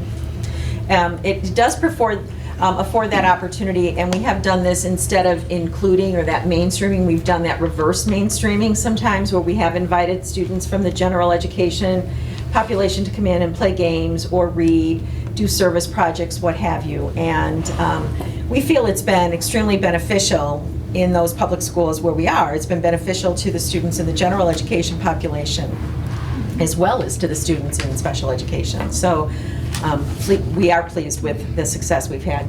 So, Pat, I see that the administration supports this, right? Well, I think it's something that, you know, this is not one of those things where you make an instant decision, but I think given the circumstances, the fact that, you know, these cooperatives were formed many years ago because it would be impossible for each district to cover each disability that's out there. Yes. You wouldn't have enough space, and it would be very cost ineffective because you'd have classes of 1 or 2 students.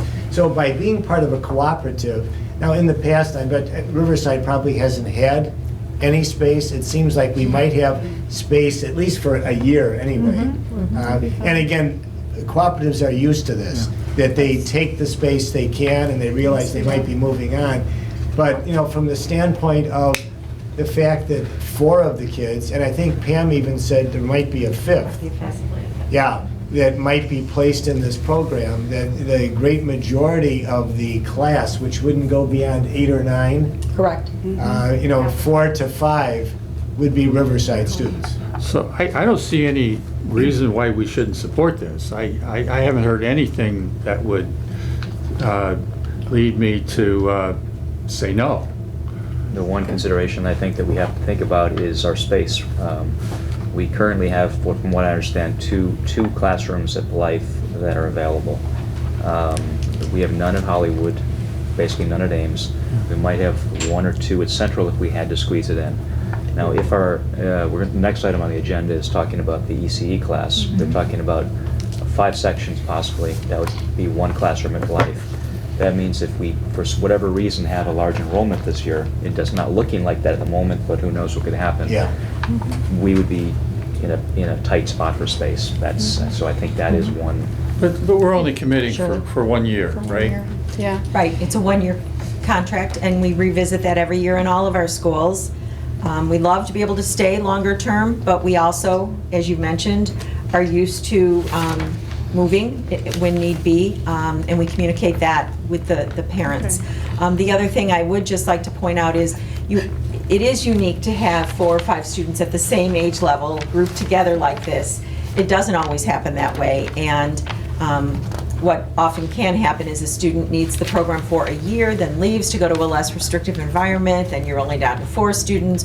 Students move, so it's a changing demographic within your own district.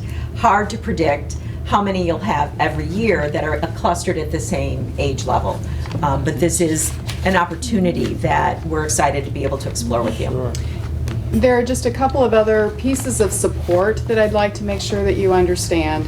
The students in all of these classrooms are supported by a team of educators, and not just the number of people that Debbie described who go into the classroom and out and talk to each other in the classroom, but they actually do meet as a team of professionals who work with these students on a weekly or a bi-weekly basis, and they talk about individual students and how much progress they're making, and they look at student data and they help each other with suggestions, and they talk with each other about who's going to reach out to parents and who's going to report back at the next team meeting. So it's a very active team structure that supports the students in this classroom. So they are really very well supported. It's not just a teacher by herself who has to manage 3 paraprofessionals and related service providers coming in and out.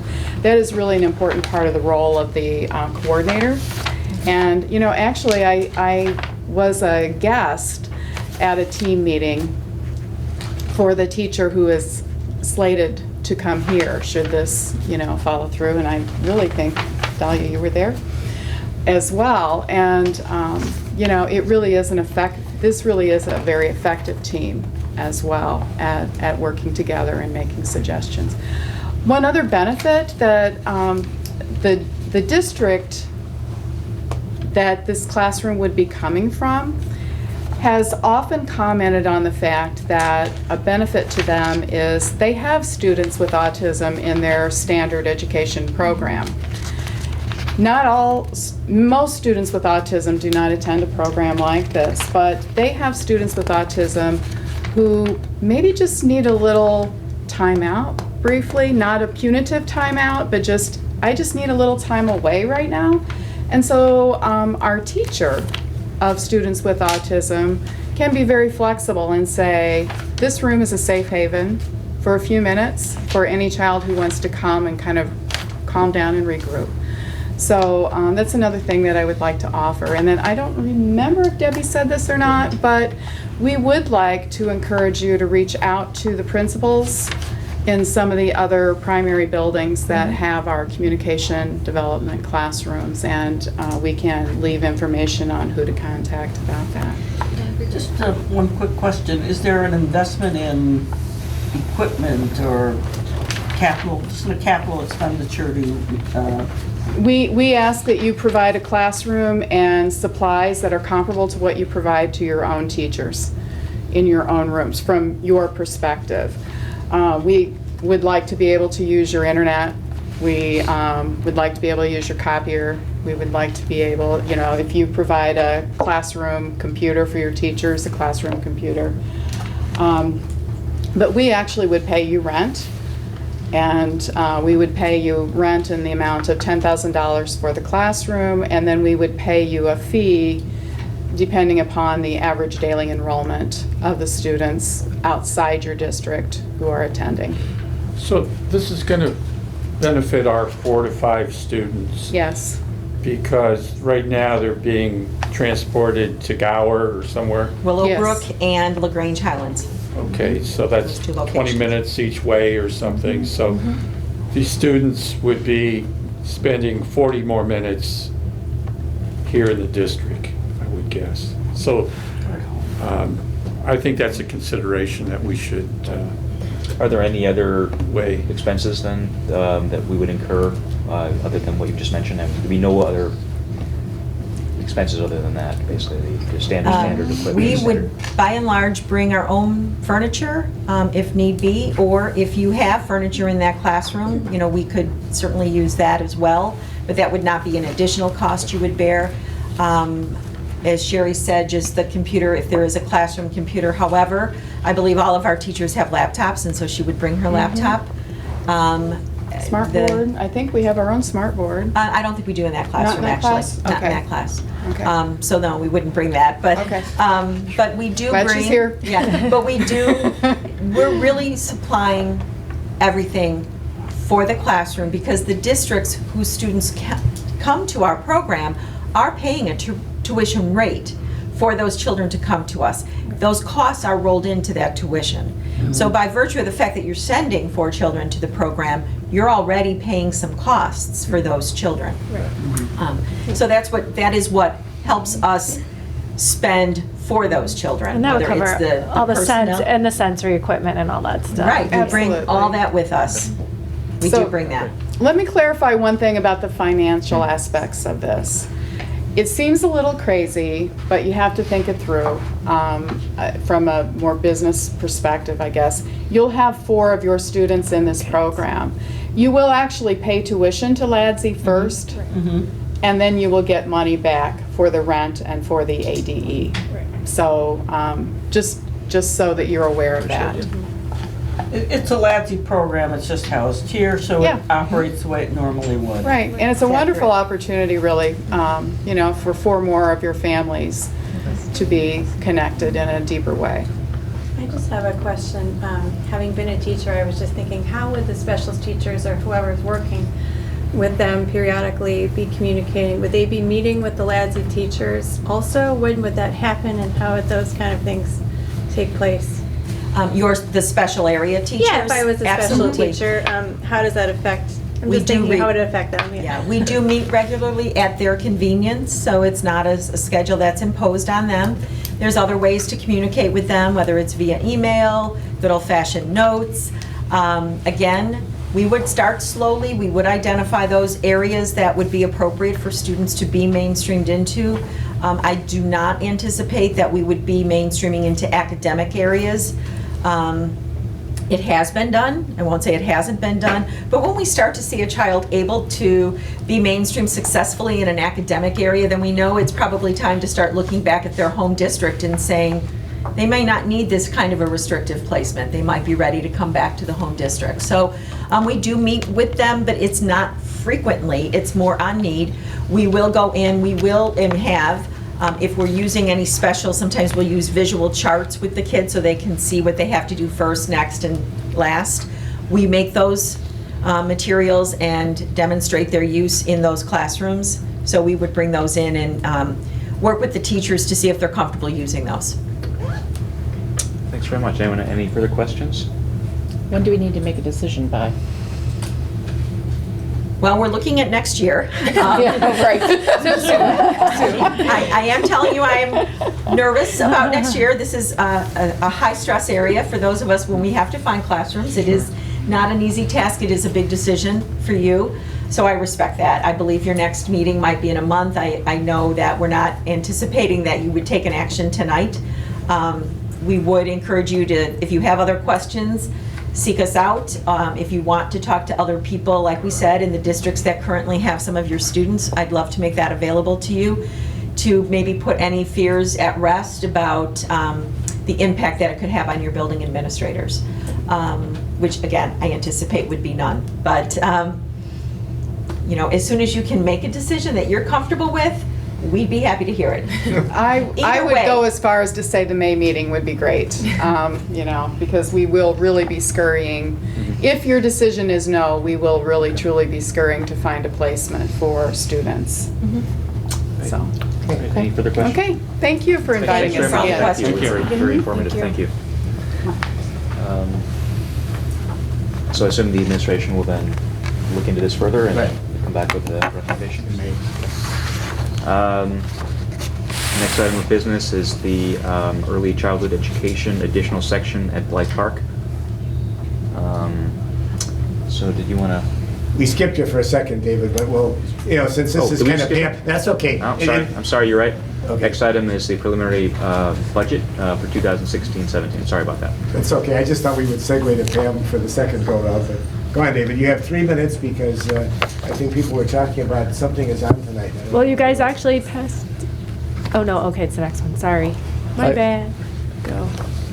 The process of developing the budget has reached the point where all of the administrators have submitted using our budget development software their proposals with statements of justification, their itemization of you know, why they need money in all of the different accounts.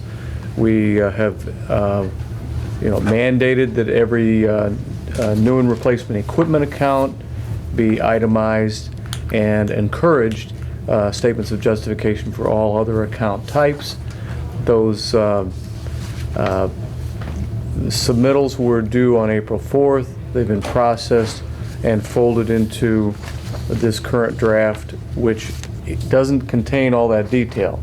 The detail is something that we would share at the next committee of the whole meeting, but I thought it would be useful for the board to be apprised of what has changed since we're now transitioning from a projection of what FY 16-17 costs would be to more specific numbers based upon submittals of budgets by department and by building.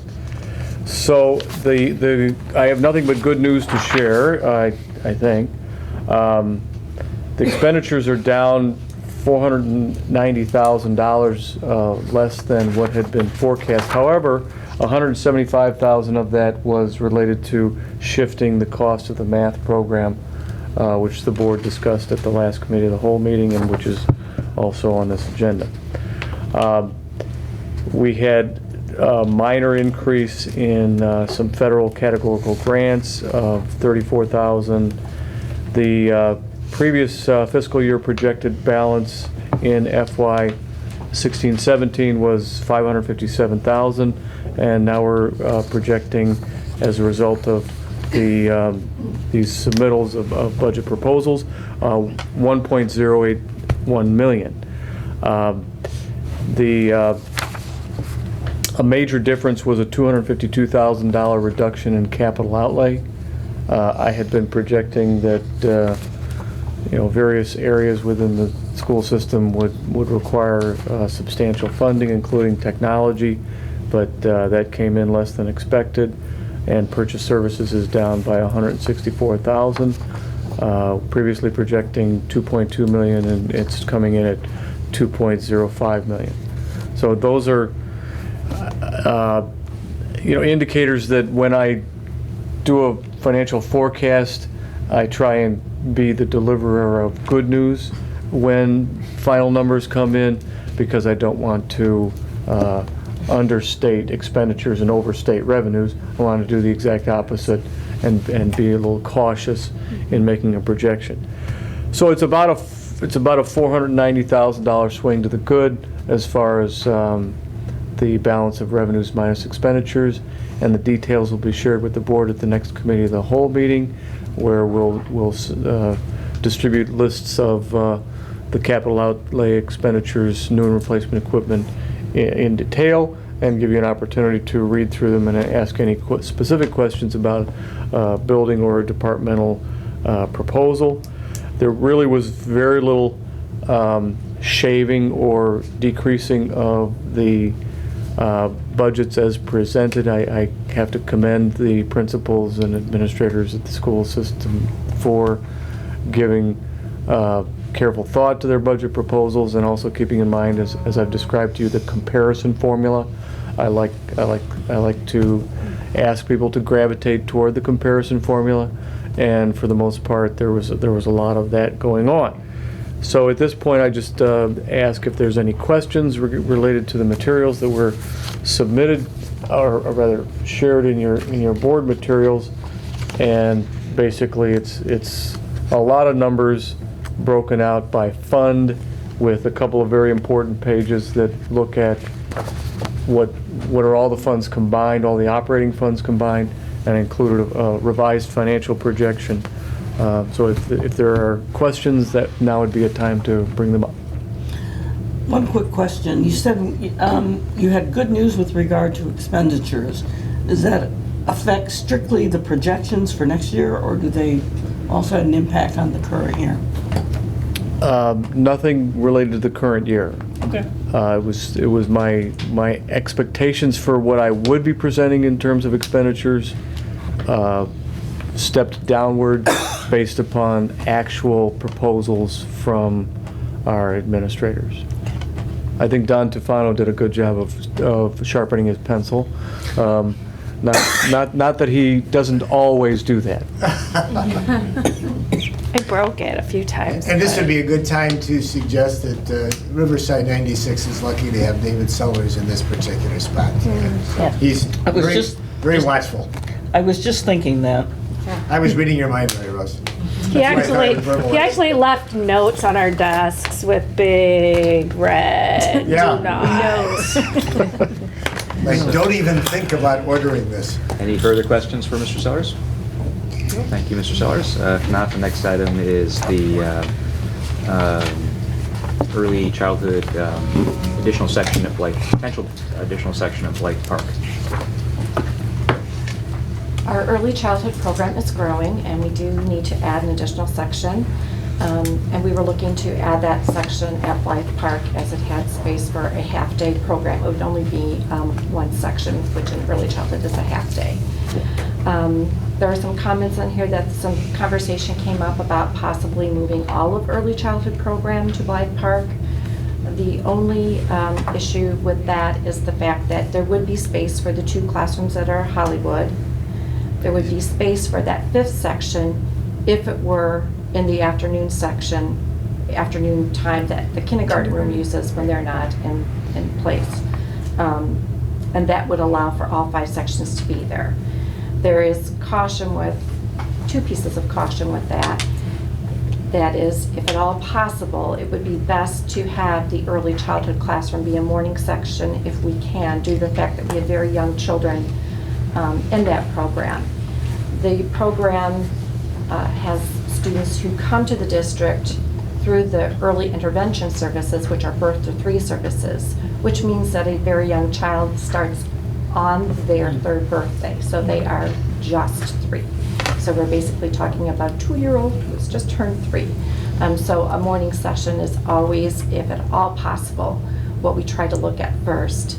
The other piece is that if we do have all sections at Blythe Park, that would not leave the option for the Blythe Park kindergarten room to be available if there's any overflow from the other schools. And if we were to be looking at the LADSI program, we would need to look at that being at another building then. But it is a possibility that, you know, it could work at Blythe Park, but just some pieces to keep in mind of consideration as we're looking at that. Bottom line, Pam, is you need a 5th section. We The do question need a is 5th just section. where and how this is all going Right. to fit together. Okay. Right. So the number of kids projected next year is how many roughly at this point? Approximately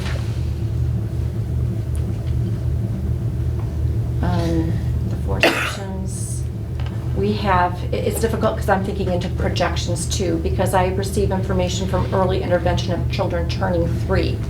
What I can tell you is approximately, space-wise, we have approximately, to start the year, 4 spaces left in self-contained, and approximately 4 or 5 in our blended section for students with IEPs, which is not much to start the year, due to the fact with our child find process that we are constantly through preschool screening, doing our child find due diligence, identifying students, and then also children coming through some early intervention. So I can assume that those spots will fill up very quickly as well.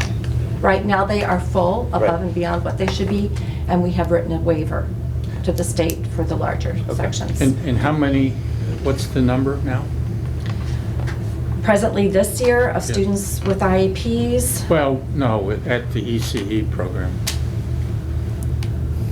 well, what I'm looking at is early childhood special education spots, and that's why we would be opening another section, is to accommodate what we are mandated to provide for. Right.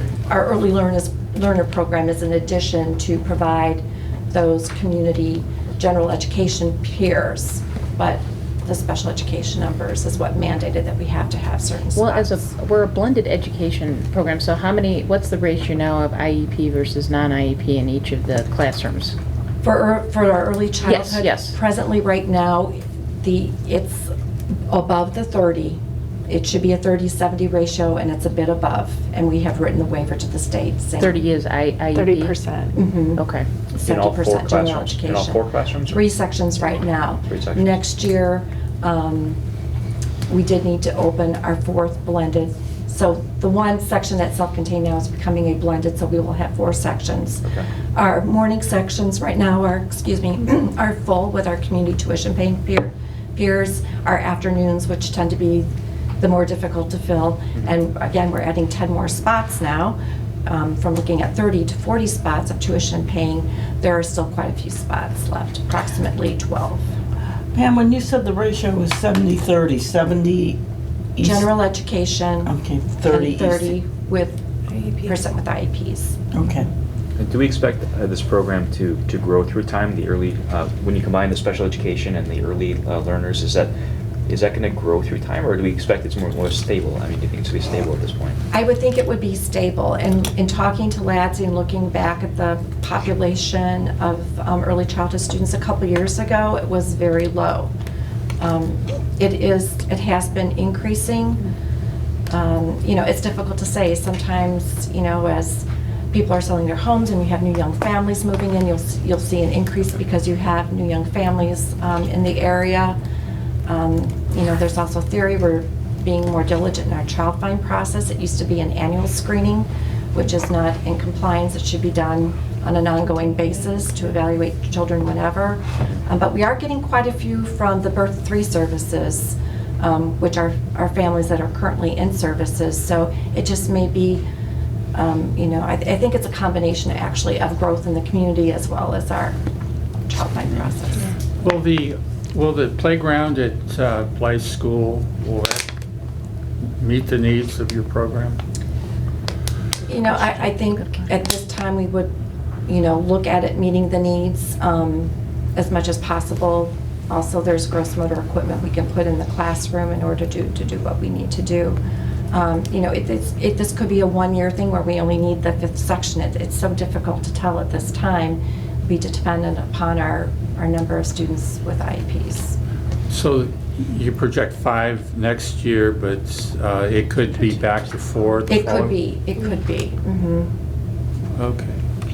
So we monitor the list very carefully to try to get our projections for the next school year. Years ago, we didn't have the 27-month list to work off of, and it's been very fortunate to have it. It helps school districts plan ahead for the next school year. Any further questions for Ms. Shaw? No further? Thanks very much. Thank you. Now we move on to old business. The first item is the approval. Is there a motion to approve the K-5 math program as recommended by the math committee? So moved. Second. Any discussion? If not, Margie, could you call roll, please? Ms. Mangia? Aye. Ms. Murphy? Aye. Mr. Brockway? Aye. Ms. Kleiber? Aye. Mr. Regan? Aye. Mrs. Murillo? Aye. Mr. Miller? Aye. Motion carried. Okay, thank you. Once again, thanks to Ms. Yes. Brownlow and to the committee for all your work on this. This is really exciting. Thank you. Thank you guys Go so home, much. you guys. You have kids tomorrow. Yeah. Thank you. Good work. Yeah. Next item is the policy 2110, which we talked about at the committee of the whole meeting, which is the board secretary. We had to make a couple changes to make it consistent with our new policy, So I think Dr. Powell, has worked with Linda to make some modifications. Is everyone okay with this proposal, or do you have any comments, Linda, that you wanted to make? Or What are the modifications? The modifications are that the secretary is appointed by the board president for a 2-year term. So unlike the president and vice president, it's not an elected position, but it would happen at the reorganization meeting, but it's an appointed position. So it does specify a term. We also talked about under the treasurer part, it does add that the township treasurer is our treasurer. So it clarifies that. And, oh, did you have a question? Oh. Trying to remember, sorry. Did we leave this, the secretary may be a board member, so they have an option. Exactly. Right. Okay. And as we mentioned 2 weeks ago, IASB said that really the way we have it structured now is best practice. Yes. Because you don't want the board secretary, if it's a board member, if he or she's a board member, to not be able to get involved in conversations. That's where Margie comes in, as being the person recording everything taking place. So it's a nice combination of the two. So is everyone okay then with these modifications? I believe the other modification under secretary's duties was about the local election authority was removed, that line. Is that, I guess, in compliance with the law? You would have, Dr. Powell looked into that, and he said it was, Well, I guess the reason I asked the question is that... Election law. Oh, yeah, sorry.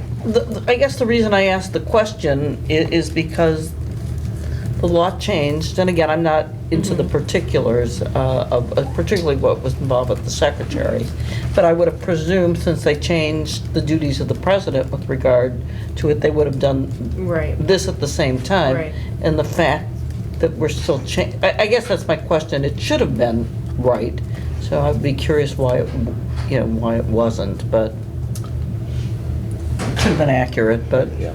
I assume that Dr. Paul has basically gotten that correct. Well, we're not voting on this, We're not voting on it, right? so. I'll just ask them the question. Yeah. Are there any other comments about this, or? Okay. If not, then Hopefully it could be on the next. On the next, Yeah, just confirm that he verified that aspect of it. next item is the addition of a part-time health aide, .82 full-time equivalent for Blythe Park, .31 full-time equivalent at Hollywood. Sorry, a .2 a health aide, of which .31 would be spent at Blythe and .51 would be spent at Hollywood, and making the Hollywood nurse, which is currently a .82 full-time equivalent, into a full-time equivalent, one full-time equivalent. And Jeff and I had a conversation about this, and I think to get the cart in back of the horse, I would prefer that maybe the board takes a look at the presentation tonight from LADSI and see where we go on that one. Maybe Pam and the input about, the 5th section of early childhood. And maybe we can bring all this back. Obviously, this was something I felt was a gap, but I think there are some other variables right now that may suggest we can take a look at the big picture. And so I would, pull this off at this point, because we also have, there was a resignation tonight from, one of the nurses that was on the agenda. Right. And so there may be a way to do some restructuring here. Right. And so I would just as soon take a look at the big picture after other decisions were made. That sounds great. I think that, the questions that I had were, to what degree can we, do we need nurses as opposed to Health aides. health aides? And to what degree can we share the resources between the schools, basically, to Right. maximize those are my Sounds questions. good to me. Yeah, I agree with that. Any other Totally comments or agree. questions on this? No, I'd just like to hear more information. I didn't hear a lot of the whys, and in knowing now all these different classroom options, I really want to see what's happening. Yeah, we need to see the big picture, so we'll draw it all together. Sounds good. Okay. Next item is the salad bar. We talked about a salad bar. I think that you and Dr. Powell have an opinion about that. Well, the survey says we could do this as a TV show. Very few places have a salad bar, and there was even one comment from one that they used to have one, and they got rid of it because it was, quote, messy. And I guess I would worry a lot about potential health difficulties with an open salad bar. I think I used to do those things once in a while, but now I kind of look at those as, I'm not sure I want to get involved in this restaurant salad bar. So I think this is when we would recommend that we not consider even implementing something like this. She does have Judy on the program, and again, it's only for Hauser and Central, but there are salads that are on there periodically, sometimes as many as 2 and 3 times a week. But she controls the salad. Right. Yeah. So who made this recommendation? It's the Wellness Committee. The Wellness Committee. So the administration says nix. My Wellness Committee says plus. I talked to my wife about that. She was on the wellness committee and she worked on the bicycle rack stuff and the biking and walking to school. And I asked her if this was something the entire wellness committee, maybe Ms. Shaw could address this as well. But her recollection was that this was primarily the recommendation of the lady at Miss Steinke, the Hauser chef or the head. Judy, right. Yeah. Judy Steinke. So I think that was primarily her idea. So I'm not sure this was like a widespread It's a recommendation of the chef, you say? or whatever. It was a rather brief discussion, they were talking just about healthy eating, and it was brought up that the students do like the salad when it's on there, and then the conversation just kind of stemmed from there, but it wasn't a main topic of it. Right. Yeah. Okay. All right. So is everyone okay with then sort of passing on the salad bar for now? Yes. We're not That's good. Next item is policy 7190, student behavior. Linda, do you have any I had comments about mentioned that? under the policy committee part that that has been forwarded to our lawyer for review, and they are very well versed in this, and it's being done. Actually, that particular attorney helped write some of That's the right. IASB language. Yes. Yeah. So you think it'll be customized further? I You have don't not know had any yet. discussions. I just know that it's under attorney review. Okay. So then there's nothing more to be said about that until they get back their Yep, draft. yep, mhm. Okay. It's an update. Next item is the status of the early childhood education playground. We took that off of the consent agenda. When we verbally approved the playground for the early childhood at Hollywood last month at our meeting. Subsequently, we've heard from the Hollywood Association on whose land our current playground is situated and whose approval we would need for the additional early childhood addition. They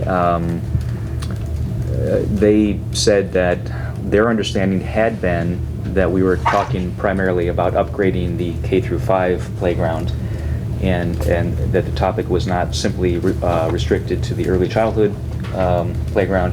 When we approved the early childhood playground in March with the sort of sentiment, I think, that we were going to look at the big picture across all schools for the K through 5 in the coming year with Ms. Ryan Toy, with a larger committee of people, a larger playground committee with some board member involvement, that would be coming up subsequently. They were not, that did not assuage all their concerns, and so they are basically telling us at this point they won't give us the land for the early childhood playground unless we agree to do the K through 5 at Hollywood by the end of next summer. Not this coming summer, but the end of next summer. And they want that guarantee in writing. So that's the current status of that situation. So I guess voting on approving it is kind of... We can't basically, yes. First point is to Okay. approve it. I understand that Mr. Seller says have basically placed a few orders, but we can still cancel them at this point, if that's correct. What are people's thoughts? I mean, we've got two options, I think, here. We can sort of agree to what the Hollywood Association is proposing, which I think is not necessarily the right decision, or we could, I don't think we can go back and forth too much at this stage, given how late in the day it is for any kind of work in the summer, so. What would it cost to add this K through 5 playground? That was in their proposal. I think it was in the 40 to 50,000. I don't remember, it was like total 85,000 Yeah, total. roughly 85 totally, and I think the early childhood was 34 of that. So you're looking at an additional 40 to 50,000. 40 to In 50,000. the K-5. What was the reason we decided not to go forward with the K through 5? We basically want to do this across the entire district. So we want to identify the needs for each school. We want to find out what's going to be equitable. We want to do this in a sort of rational process. We want the playground committee to sit down and think about it carefully. And to improve just the, instead of just replacing the equipment with new equipment, maybe So you improve the general recess. The general experience. recess, there's a discussion of, the character of the outdoor space. So all those topics, I think we wanted to investigate more thoroughly. Right. We wanted a district-wide approach to K through 5. Right. I would. We have children on blacktop all day, and we have some on a really beautiful playground. I think we need to look at equity. We need to look at And I think we a lot all, of choices. I don't know. we It's all have the very same fast. intention of wanting to look at it and getting it done as soon as possible. I But know. I certainly don't know if we can, yeah. So That to very get quick. to Hollywood's request, Mhm. they're asking for us to make a commitment. A written commitment. A legally yes. binding. Legally binding, yes. Okay, make a commitment by September of 2017. Right. 2017. So that gives us, this committee, this playground committee, a whole year to do their work. Mhm. And,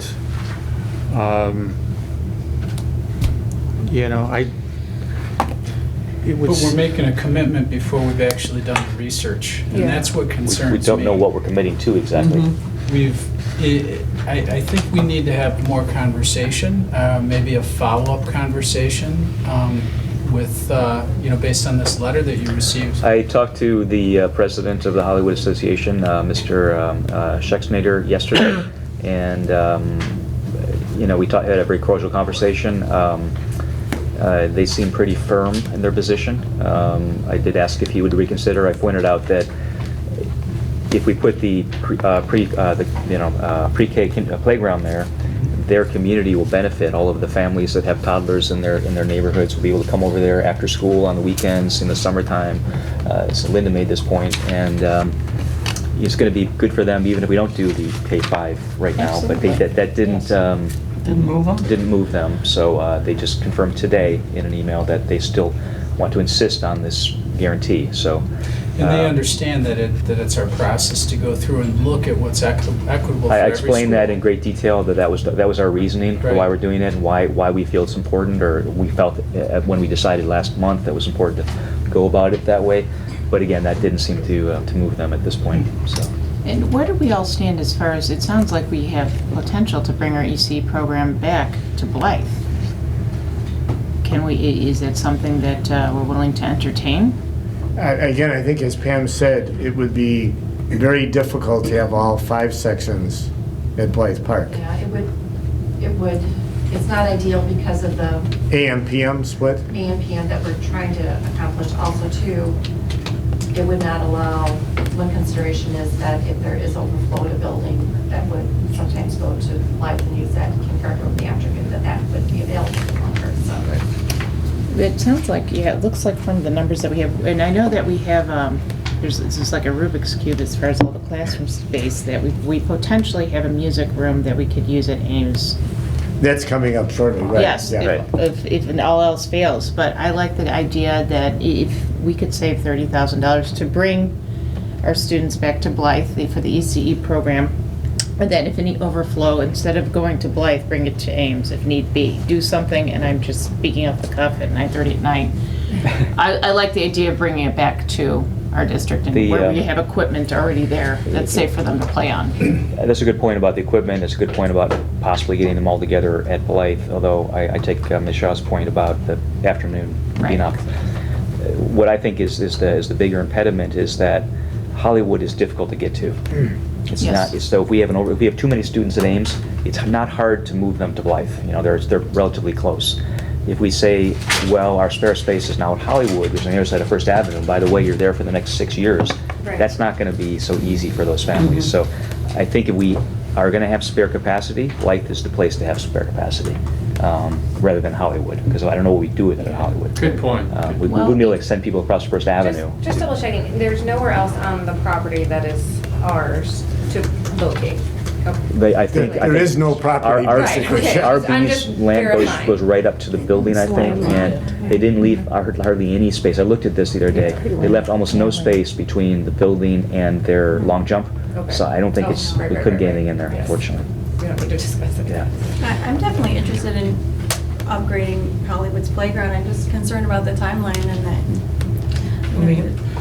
I think we're all interested in that, but what Yeah. the Hollywood Association is asking us to do is to circumvent our due process. Right. And I'm not comfortable committing to that at this point. Right, I totally agree. I mean, so is there a consensus on the board to say that we cannot, although we very much favor, as part of our strategic plan, to improve our outdoor spaces for all our schools, we cannot enter into a binding agreement at this point to do so for Hollywood without really having done our due diligence. Are we all in favor of that? That's correct. I'll just go on record as saying that I would be opposed.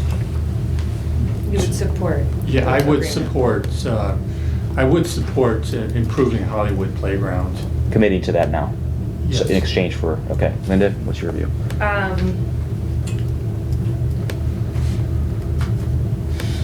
My view is, I'm not a fan of the written agreement portion.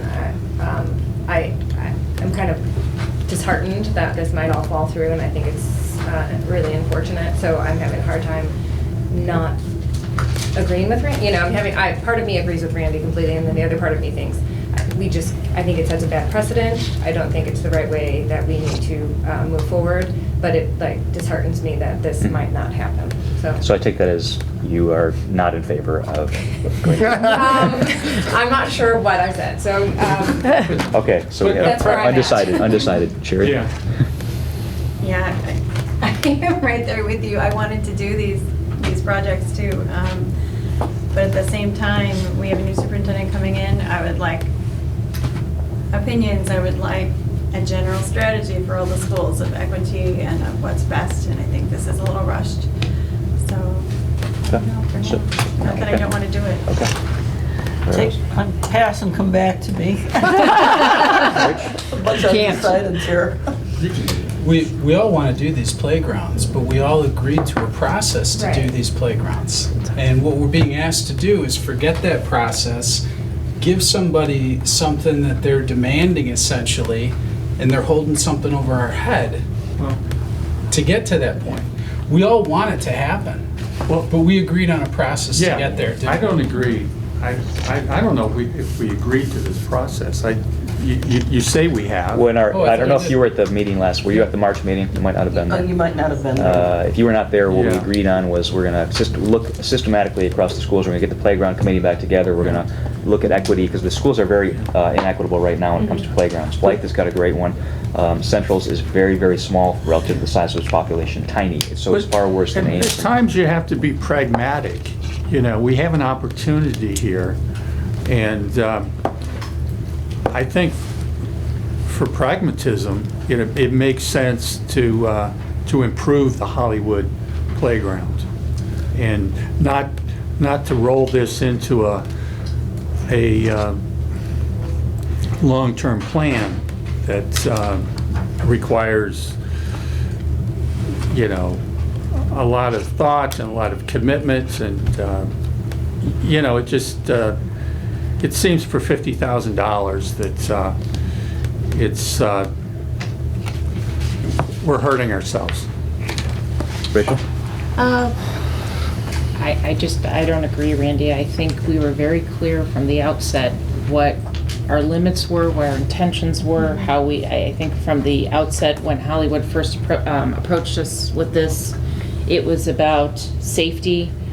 We've later discovered there are no safety concerns. It's no more unsafe or less unsafe than the other ones. In fact, we said it's probably on par. I have deep working concerns about working with the Hollywood Association in the future based upon the response to us now. I have no desire to go forward. I think any support I would have of the playground, I don't support any longer. I think we need to look at other options. This is demonstrated a problem to me. I think that does raise valid points, Rachel, and I think that does raise the question now. In the past, it's been a handshake. It's based on good relations. That's great. We want to maintain that. We're still very grateful that they're housing the current playground. But once you make it kind of a trade, where we'll trade you this or that, then my question is, do we move the whole relationship to a commercial transaction where then they say 5 years from now, well, we don't like this piece, take it out, or else we're gonna, you gotta get off. You know what I'm saying? It's like that makes it does make me a little bit. I think it's unfortunate that it's taken that turn, but I do wonder to some degree if that hasn't. I don't have a problem with giving them the written commitment, but I have as Rich said, when we're ready. Mm-hmm. We haven't done our due diligence. We said what we were going to do, and So. And I don't know if that's the way we can operate legally too. We can vote and support on something, but I don't know that we've ever done any sort of legal commitment. And if We'd that's have to specify all the details. We have to say what exactly are we committing to, and we haven't done that work. And how much money will that cost for the legal aspect of that? And that's a lot of exposure. But I don't think that's a foregone conclusion. I mean, what I'm holding out hope for is that this is just a momentary miscommunication. How much? And I'd like to get it back to that. How much time do we have, Mr. Sellers, before we have to make a firm commitment with the vendor? Say. Rich? Well, I've already issued purchase orders. I understand. And So we cancel. we'd have to cancel the purchase then we're orders. done. Basically. I don't know what that. I'm assuming that we can do that without any difficulty because we're still so far away from summertime. Do we need to cancel? When do we need to cancel the purchase orders by? I would say I'd have to notify the companies right away. So we have a decision to make right now, which is, do we want to cancel purchase orders and say we're deferring this until next year, or do we want to? So I think it's. We don't have approval. Let me ask, would this put our ECE program further out of compliance for next year? It's not so much, Pam, out of compliance as much as it is you don't have the equipment that they need. It's not the ideal gross motor equipment for young children. It's not a compliance issue, but it is. It's not optimal. Programmatic. Right. It doesn't support the program as well as it could. Right. So the kids are gonna lose out next year, really. Right. I'm not sure that's what Pam said. Well. But Pam, is it a possibility, because they talked about with the LADSI program, they bring in certain types of, I guess, movable equipment. Is it possible that we could pick up some items like that would? Well, we do use gross motor equipment now.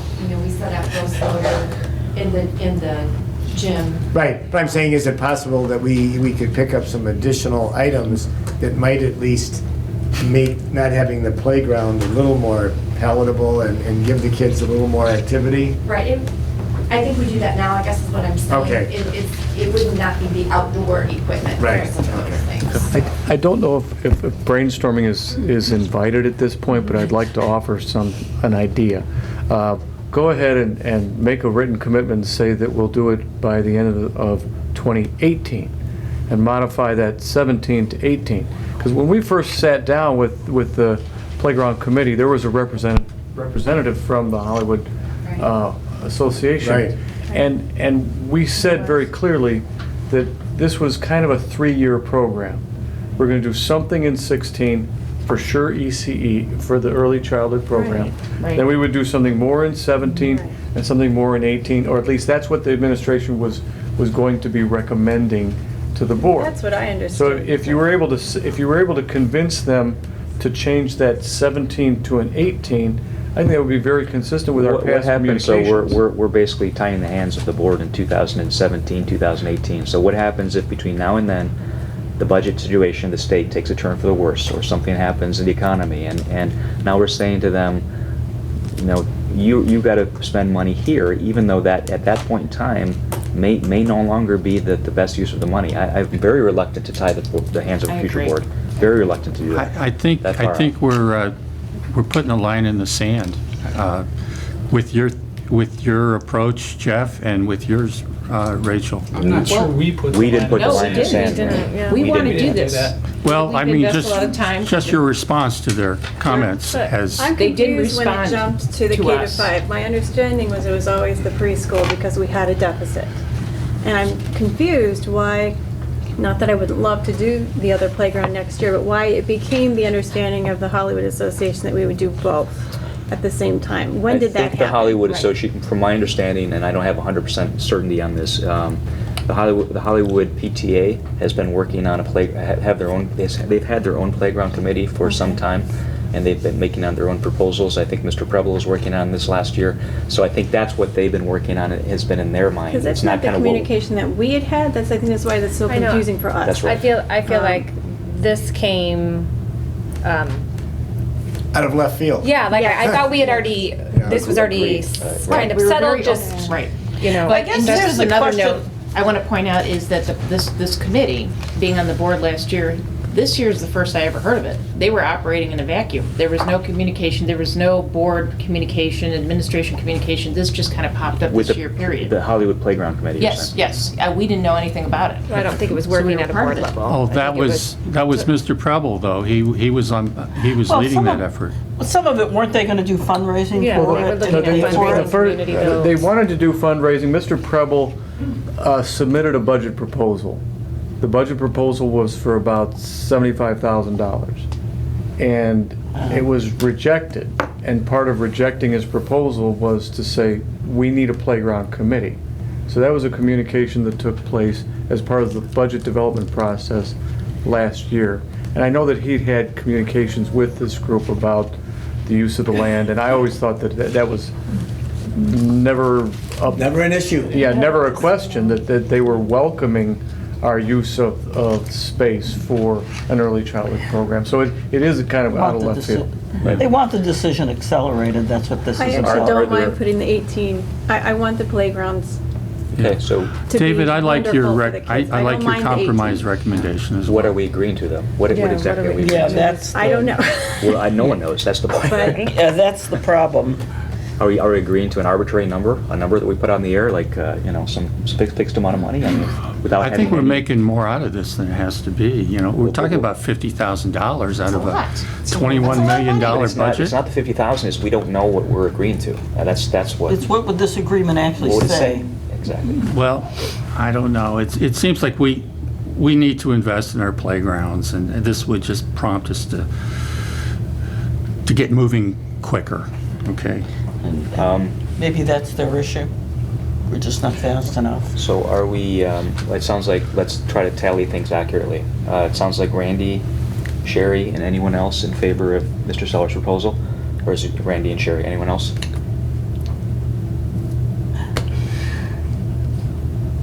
I am kind of in favor of it. I just don't know if that would even work, though. I feel like I'm saying I'm in favor of something that's not existing. Like, we don't know if that's even an option. Well, it could be So- discussed. But we're on a timeline, though, at what, Let me ask a dumb question, Mr. Sellers. It sounds like if we're going the way it seems to be and we cancel the purchase orders, with the idea that something may occur in the next few weeks, would there still be time to pull this off? I think so, because New Toys is a pretty hungry vendor. Okay. And the installation company, it's only a $10,000 project for them to do the installation. So to say that we needed to defer this, I'm sure they would be cooperative. Okay. So I think it can be deferred for. So after Bob writes his article in the Riverside Landmark, and it looks like, I'm sorry, whatever, the Riverside, but after Bob's article comes out, I think there might be some more discussion about I think this I would item. have to call the companies tomorrow Right. and say those purchase orders are canceled. Whether or not we reissue purchase orders is to be determined. Let me ask a question. When we made the decision to only pursue the early childhood, did somebody call Hollywood and let them know? The I'm just community association, the HCA? The rep from the There committee. was a rep from the association. On the playground committee. They were here that day. Oh, was Okay. was that Ms. Gersh? I believe that was the person, right? Yes. Yeah. Okay, all right. I was Okay. just wondering about the communications, that's all. There is a person on the committee that's taking. Question, as we don't have approval to actually put the playground down now, even if we went and said we bought it today, we don't have approval. It's technically, wouldn't it be a trespass? Because we don't have the approval to use their land. It's not our land. Sure. We have to get their approval. We don't have that. That's the problem here. Right. We want them to have this playground. We want our kids to benefit from it, but we can't. Bob, are We you getting handicapped. these quotes? Because but seriously, this Yeah. might apply enough, community pressure to say, why are you being such blanks? That's a good one. That's a good one. Don't write that down. It must be getting Don't late. write that. I didn't say that. Jeff said it. I heard Jeff say that. So Jeff, Yeah. based on your last I know, that's the correspondence, luxury of knowing you don't have Is there- longevity. Well, Is there an open door for I another- talked to Sue Gersh today, because she was the person who was on the playground committee, and she was also involved in the Hollywood PTO, and I think she's also a board member of the Hollywood Association, so she sees all three sides of it. And she just sent an email saying that she had tried to sound people out on their board if they wanted to change their approach, and they said they did not. They just want to maintain their offer as it was, which is if we agree to both, but it's always possible to talk further. So I'm happy to try to meet with them and discuss it further. I'm certainly willing to do They that, have but to have it a sounds like we don't board have an meeting indefinite too now. amount of time to decide on this. But another couple of weeks might change the flow here. You never know. And perhaps if they knew that we weren't ready to make that kind of commitment right now, but we may be soon once we do our due diligence on it. With soon being, if we reconvene the playground committee, that'll be Yeah. 6 The months next from year, now, or right. less than that. Yeah. Right. Yeah. As long as they know that we're in process. Well, it is our intention to actually investigate all the And outdoor that's what space we and improve it. discussed, Yeah, all but of us, every one of us favors improving these playgrounds, which I'm really excited about, that we were, in a. It's funny, I had a friend tell me how lousy our playgrounds are So are we, just last week. I think Richard's proposal was we talk to them further and see when we meet in 2 weeks again, if there's been any change maybe. And then Does that mean we're canceling the purchase orders? I think Delaying. that's something Delaying. we have. Rather than canceling, could you say we're putting this on hold possibly? Yeah, can you do that? Well, a purchase order can be reissued. Right. I'd rather cancel. I really feel Yeah. that I want the Hollywood Community Association and the Hollywood community to know that our intentions are, we want this done. We want this playground. We want their K-5 playground improved, Right. and we are invested in doing that district-wide. Right. And just He's writing furiously. That So- was Linda Murphy. So you're, no, I just want to make sure. I just want to make sure it's known. I don't want to. No, this is not, oh. this is not, we're not anti-playground, we're totally but pro-playground. Yeah, Linda, absolutely. Linda, you're saying that, but But I don't. I think. but we're not But the necessarily conditions of it, walking I the walk. think, aren't. No, I think the conditions of how it's happening are not really ideal.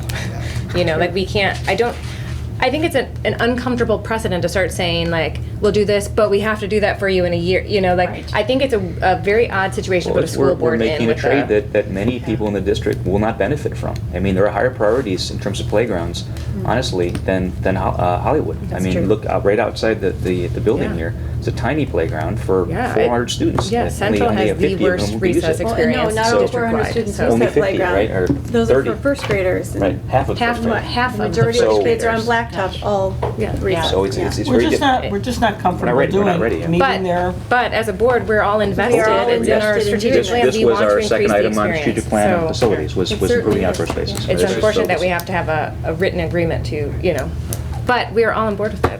I want him to, I want him to make sure he says it in his article 14 times. Right. We are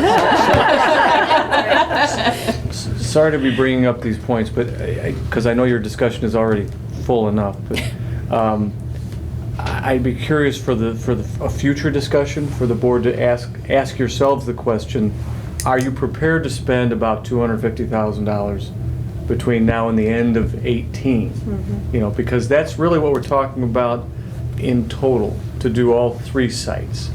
You know, about $80,000 per site, including site improvements, is really the kind of money you'd be committing to. Right. Okay, so are there any other comments on this Are we topic? answering this right now? Or can we just see? Any other I am. comments on this topic then? Well, the only thing is I don't have a problem committing future boards. You know, there should be continuity from board to board, but when we're ready, and we're not. Right. That's really what it comes down to. So it I will, kind of comes to a little power struggle, as I see it, you know. I mean, it's us against them, and But it's them not against really. us. Yeah, It's not really. But I'm afraid I that's think we what all it's have going to appear to the I think we public. have common goals on this, Randy. We just have to get to that point. Yeah. Well, let's hope so. Let's hope we can with what's been If you said need any other tonight. good quotes, Bob, just give me a call. All right, so Stop being such a blank. Yeah. Blankety blank. I will reach out to Mr. Schexnader again and see if they have any room to move, and we'll talk further. Thanks, Jeff. Thank you. Next item is Kindergarten registration. All right, as of today, we're at 126, 48 at Ames, 16 at Blythe Park, 44 at Central, and 18 at Hollywood. I think that the way this unfolded with the 40% discount, we've picked up kindergarten kids a lot more quickly than we have in the past. There's no way to know demographically what this is going to mean, but we have determined, and the recommendation is in here, that we would like to keep Ames capped off at 40 to allow music, band, orchestra to go back and have a room of their own at Ames, which at this point in time means shifting quite a few kids from Ames to Blythe Park, Hollywood, and actually Central, because they've got a lot of room if they go to 3 sections. Right. We have 16, because it's 44 right now, that you've got that capacity. This was the way Griff and I started last year. We spent a lot of time talking about who goes where and how this is going to unfold, but you know, there's a real good case for the fact that that music program at Ames in that multi-purpose room is far from being ideal. In fact, Ames in general is overcrowded, and Right. that's a symptom of that. And so- Right. And so we're recommending that we cap Ames at 40, that we look at what the final totals are, and there's always people coming in even over summer, but we'll see if we can take those numbers and manipulate them to a point where everybody will be reasonably happy with the placement. When they registered, they weren't given the fact that you have this particular placement. It was you're registered for kindergarten in Riverside 96. We can't tell you where yet. Great, thank you. Any questions or comments about registration for next Can year? you just remind me, will the child stay at the school when they're once they're placed? Siblings, yes. I'm sorry.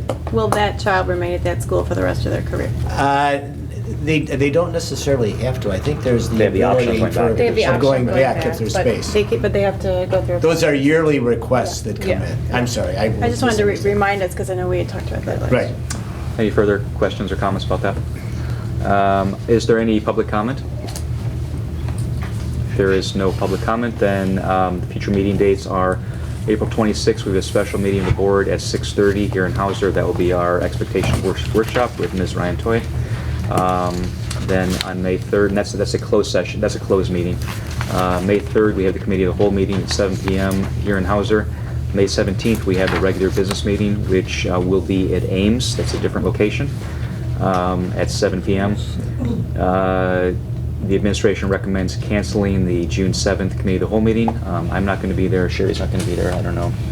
If there's other topics, they certainly can have the meeting without us, but it seemed like Griff was... And neither Griff or I will be there either, so... I can leave on vacation a day earlier. We're out of here. I'm teaching all through 8 p.m. I'm an instructor first, so I'm not here. June 21st is the like regular playing business meeting at Hollywood, which is also a different location. So if there's no further business, then the meeting is adjourned. Okay.